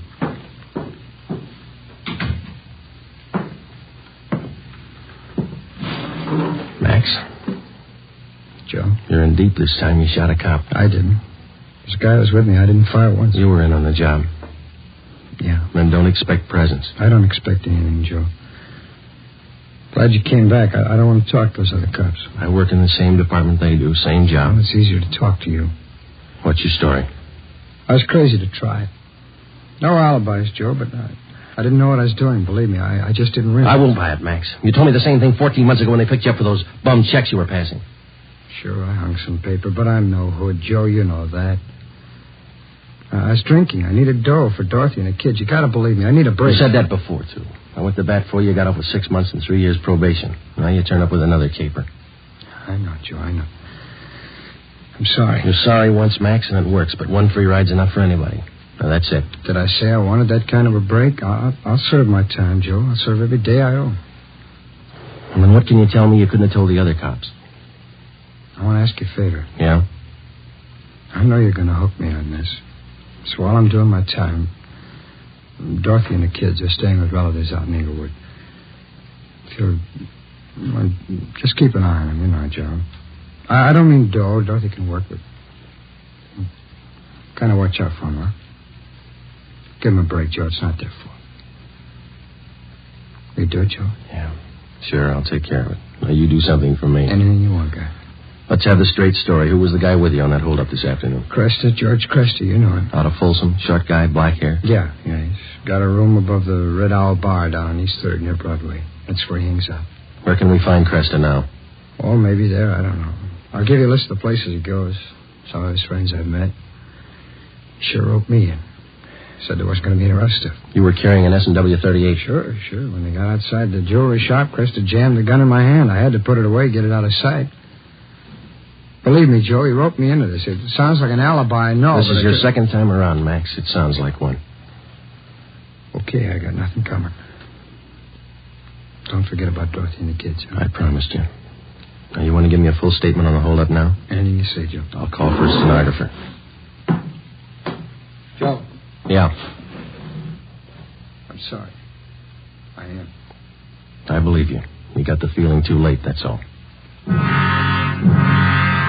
Max Tyler was arraigned in municipal court 2 days later. Bail was set at $10,000. 3 days after that came his preliminary hearing in municipal court. At his arraignment in Superior Court, 5 weeks after he'd been apprehended, Tyler entered a plea of not guilty. A date was set for his trial in Superior Court. Meantime, the hunt for George Cresta, Max's accomplice, went on. There wasn't a sign of him. Our informants had no lead on him, and the all-points bulletin containing all the information we had on Cresta brought in nothing. On Monday, March 22nd, the trial of Max Tyler was held in Superior Court. Ben and I were subpoenaed to appear. The victim of the holdup, the jewelry store manager, was the first to testify. He was questioned by both the prosecutor and the counsel for the defense. He left the stand at 11:25 a.m. If it please, Your Honor. Counsel for the defense. Before the next witness testifies, I'd like permission to approach the bench. Permission granted. Counsel for the prosecution may also approach. Wonder what that's all about, Bill. Something's up. Hello. Judge is shaking his head. Public defender's going back to the counsel's table. Counsel for the defense. Your Honor, it is my client's desire to change his plea to guilty. Defendant rise and face the court. Max Tyler, is that your true name? Yes, Your Honor. On the 12th day of March of this year, in Superior Court, Department 83, City and County of Los Angeles, State of California, you have heretofore been arraigned on the charge of robbery in the first degree. At that time, you pled not guilty to the charge in question. Is it now your desire to change that plea? Yes, sir, it is. You've reached this decision of your own free will? Yes, I have. There's been no force employed, no promise of gratuity or reward to induce you to reach this decision? No, sir. Counsel for the prosecution. Yes, Your Honor. Max Tyler, on the 12th day of March of this year in Superior Court, City and County of Los Angeles, State of California, you are arraigned on the charge of robbery in the first degree. That time you entered a plea as set forth in this information. How do you now plead? Guilty or not guilty? Guilty. Is it stipulated that at the time of the commission of the robbery, the defendant was armed with a deadly weapon, to wit, a revolver? So stipulated. Court to fix the degree of robbery as robbery in the first degree. Your Honor, in the interest of justice, the people move to dismiss count 2, assault with a deadly weapon. At this time, Your Honor, the defendant waives time for sentencing and asks that he be sentenced immediately. Just a moment. Max Tyler, it's the judgment of this court that on the 8th day of February of this year, you did enter the premises at 23108 East Main Street in the city, and there did attempt the felonious taking of personal property in the possession of another from his person and immediate presence and against his will. Further, said attempt was made while you were armed with a dangerous and deadly weapon. Tyler, this court finds you guilty of robbery in the first degree. Count 2 is dismissed. Does it, Joe? Decision of this court that you be returned to the county jail. Sheriff will transfer you to the state penitentiary where you will serve the sentence as prescribed by law. Court is set for 15 minutes. Hey, Joe, Miss Tyler over there, she's taking it pretty hard. Yeah, come on, we better go see her. Hello, Dorothy. I love him, Joe. What am I going to do without him? Children. I'll give it you straight, Dorothy. You didn't do much to keep Max out of this. You drank right along with him. You don't Joe, deserve those kids. That's my opinion. Please, I know it. Don't make it any harder. Don't. I'll do anything I can for the kids, Dorothy. That's all. What am I going to do without him? I can't be all alone without Max. It's not right. It's not right. Neither's armed robbery. Goodbye, Dorothy. Before the end of March, Max Tyler was delivered to San Quentin State Penitentiary, where he started serving his term. His wife, Dorothy Tyler, got a job as a telephone operator. She and her children continued living with their relatives down in Inglewood. I helped them out whenever I could. 6 months went by. Every 2 weeks, faithfully, Tyler wrote me a letter from prison. I answered most of them. While Ben and I worked on other jobs, the search for George Cresta went on. We failed to uncover a single lead. 10 months passed. Tuesday, January 16th, 1949, 4 p.m. I checked in for work as usual. Hi, Joe. Cold out, huh? Yeah. Did you pick up the mail? Mm-hmm. It's a letter in your box from San Quentin. Tyler, huh? How's he doing anyway? Good. Clean record. Got himself a pretty fair job in the prison library. Yeah. I talked to the warden up there. Says Tyler ought to be eligible for parole in about a year if he keeps his nose clean. You going to bat for Tyler again? I don't know. See what happens. How can you see anything in that guy? He's giving you nothing but trouble. A lot of people are giving him the same. Maybe that explains it. Not for me, it doesn't. I wouldn't trust him with dirty laundry. I get it. Robbery Friday. Joe, this is Dorothy Tyler. I got to talk to you. Yeah, Dorothy, what's the matter? I found Cresta. I saw him. What? George Cresta. I I know where he is. I saw him downtown. I followed him to his place. You sure it was him? I'm positive. He's staying at 134 Jesse Street. It's a rooming house, just off Alameda. 134 Jesse. Got it. Thanks, Dorothy. Come on, Ben. 8 minutes later, Ben and I were interviewing the landlord at 134 Jesse Street, a cheap rooming house down on the south end of the city. The landlord's name was Peterson. We showed him Cresta's mug shot, and he told us he was in room 11. We went up a dark, narrow stairway to the second floor.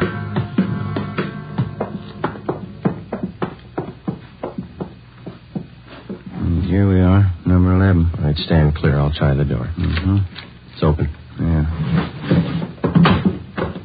Joe, have a look. He's asleep. He's passed out. Come on, slip the cuffs on him.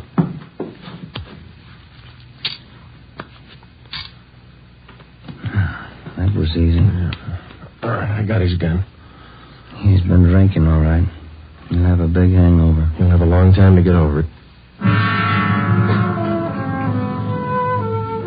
George Cresta was booked at county jail on suspicion of robbery. 2 months and 3 weeks later in Superior Court, he was tried and convicted of assault with a deadly weapon and first-degree robbery and sentenced to the state penitentiary. The day after Cresta was sentenced, I was called to the office of Chief of Detectives Thad Brown. Friday, this Max Tyler is coming up for parole in a couple of months. He's a friend of yours, isn't he? That's right, in a way. You've been writing letters to the warden. You've talked to the parole board about him. Understand you're helping on his kids. A few presents. They haven't had much of a break. They're just youngsters. You're working hard to get Tyler's parole. Do you think he's worth it? Well, I was off both him and his wife, and then she gave us that tip about Cresta, and Tyler's got such a good record up at Q, I figured they'd earned another chance. You're sticking your chin out, Joe, helping a con to get a parole. I think you'll realize that. Well, I believe he's a good risk now, Chief. He's pretty weak in some things. He needs direction, that's all. His wife's getting better. She might help more than she did. I hope both of them are worth it. If anything happens, I know I'm going to get it from all sides. You really think some men deserve another chance, don't you? Yes, sir, I do. I wouldn't want you working for me if you didn't. 2 more weeks went by. Tuesday, April the 19th. Ben came down with a bad cold and had to lay off work.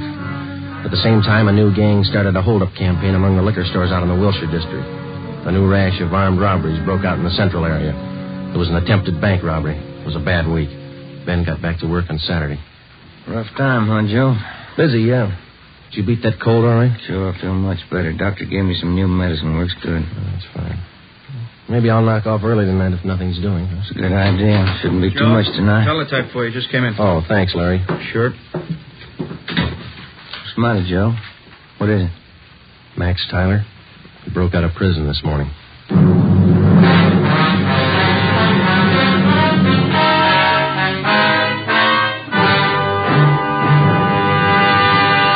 You are listening to Dragnet, authentic stories of your police force in action.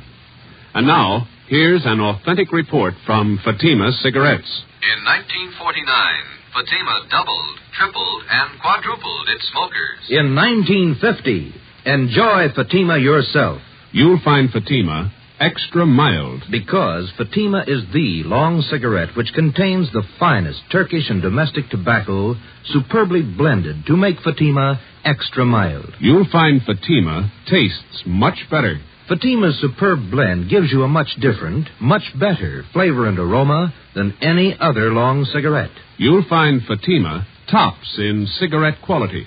Fatima has always stood for the best in cigarette quality. For a new year of great smoking enjoyment, buy Fatima in the appealing golden yellow package. You'll agree, Fatima is the best of all long cigarettes.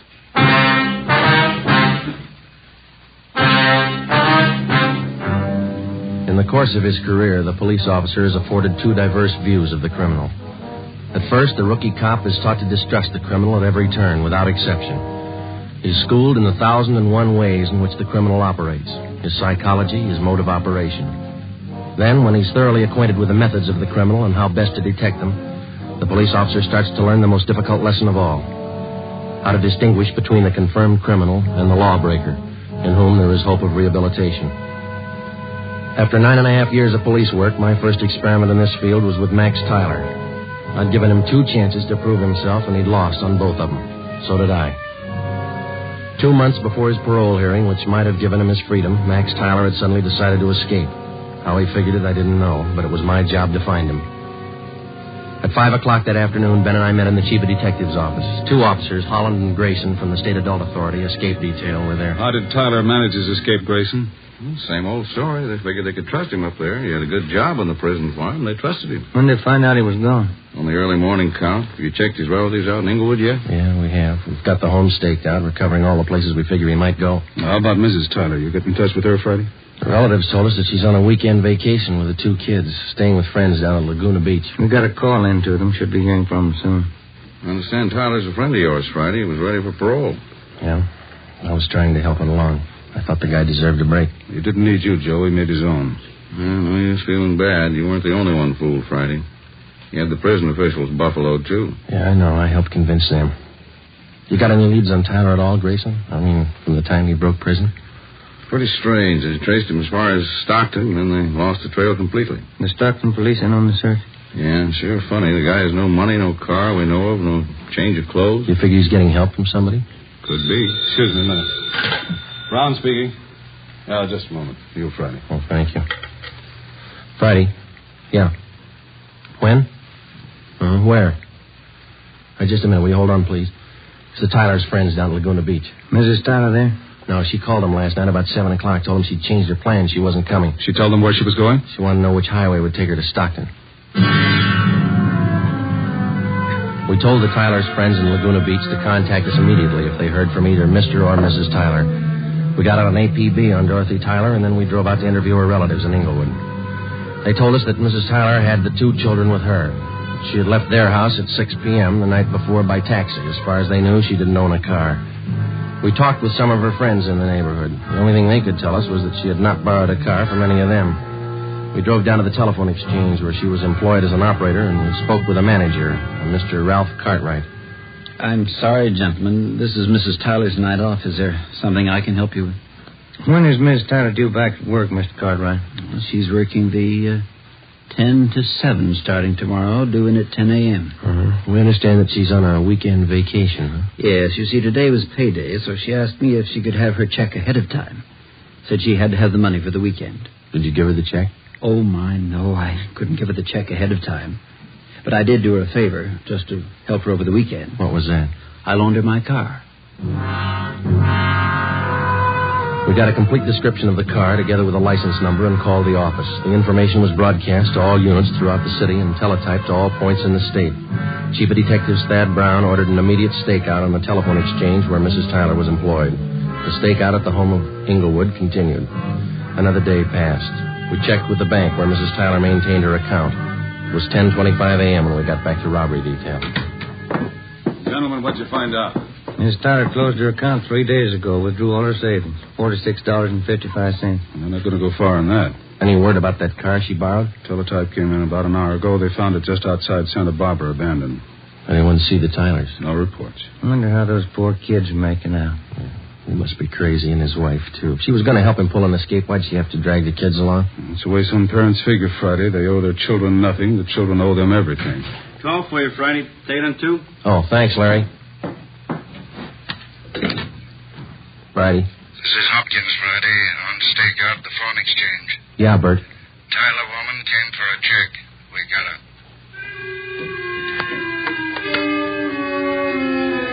Dorothy Tyler was brought into the city hall. With her was one of her children. He was delivered to the juvenile authorities for the time being. Mrs. Tyler was brought to the interrogation room. She refused to admit anything to the officers from the adult authority. She said she wanted to talk to me. I went in. She threw her arms around me and started crying. Joe, you won't let him get Max, will you? You won't let him. I'm after him as much as they are, maybe more. Where is he? I can't tell you. Why'd you do it, Dorothy? Why? Oh, you know why, Joe. You know why. I had to see him. I had to be with Max. It's a bum deal. You traded days for years. They can't get him. If I don't tell them where he is, they won't find him. They'll find him. He's got to eat, so do you and the kids. He has to go to work, and working with a gun is all he knows. He'll leave a trail. We'll find him. Children. What have they done to the children? Where's Jimmy? They're taking care of him. That's more than you did. Where's your other boy, Vance? With Max. Max has him. Oh, that's fine. You and Max ought to be real proud of yourselves. I had to see him. You know that. I had to see Max. Has he got a gun? Has he? Has he used it? No. He just thought he might need it. He hasn't hurt anyone. I swear it. You helped him escape, is that right? You helped him. He needed help. I met him at San Rafael. We drove all night. He didn't hurt anyone, Joe. He hasn't hurt anyone. Where is he now? Where is he? All right, Dorothy, we'll find him. Joe, if I tell you, will you go alone? I can show you the way. Will you go alone? Yeah. All right. I'll take you to him, Joe. I trust you. Yeah, I trusted him once, too. 5 p.m., Monday, April 25th. Dorothy, Tyler, Ben, and I got in the car and headed north for the coast town of Santa Maria. Acting under orders of Chief of Detectives Thad Brown, Larry Thompson from Robbery Detail followed in another car. Holland and Grayson from the State Adult Authority were with him. It was 10 minutes past 8 when we drove through the town of Santa Maria. Just outside the city, Dorothy Tyler directed us to turn off onto a dirt road. We drove about 2 miles. She told us to pull up. Across that field. Shack by those trees. Lonely out here. I'll go with you, Joe. Maybe Max won't understand. No, you stay here. Joe, that car stopped here. It's cops, Dorothy. It had to be. They won't shoot unless Max does. But you promised. You said you'd go alone. I'll go alone. Friday? Hello, Grayson. Where is he? She tell you? That shack over there across the field by that clump of trees. He's got one of the kids with him, that right? Yeah, he won't be any trouble. He's armed. The cons up at Quentin say he won't be taken alive. They say he'll shoot it out. They talk a lot. You better let us take him. You're not getting paid for this one. I'll take him alone. I made a promise. That guy in the shack's in the habit of breaking promises. I keep mine. Keep an eye on Miss Tyler, will you, Ben? Thompson's watching her. I'm coming with you. I told her I'd go alone. There's 2 doors, front and back. Which one you going in? Front. I'll be around back. Careful, Joe. Yeah. I'll be right back, Grayson. I started to cross the field. The shack was about 100 yards from the road. The field was uncultivated, and I wasn't sure of my footing. I stumbled over a tree stump. Halfway across the field, the lights in the shack went out. Where's that? Who is it? It's me, Max. Joe Friday.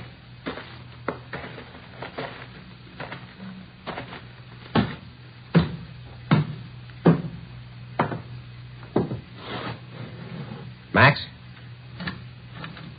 Come on, open up. All right, Max.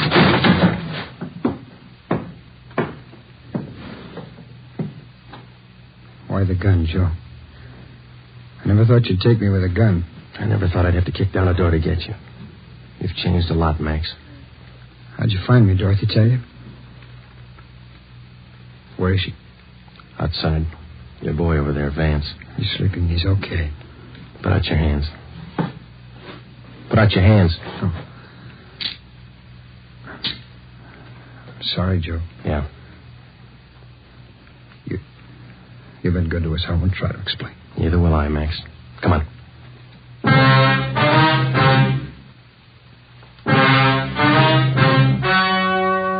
The story you have just heard was true. Only the names were changed to protect the innocent. On June 2nd, trial was held in Superior Court, City and County of Marin, State of California. In a moment, the results of that trial. It's amazing how many long cigarette smokers are changing to Fatima. Here are the actual figures. New York Division. Fatima sales up 132%. Los Angeles Division. Fatima sales up 545%. St. Louis Division. Fatima sales up 548%. Yes, in 1949, more and more smokers discovered that Fatima is the best of all long cigarettes. They found Fatima extra mild. They found Fatima has a much different, much better flavor. They found the name Fatima means the best in cigarette quality. In 1950, enjoy Fatima yourself. Best of all long cigarettes.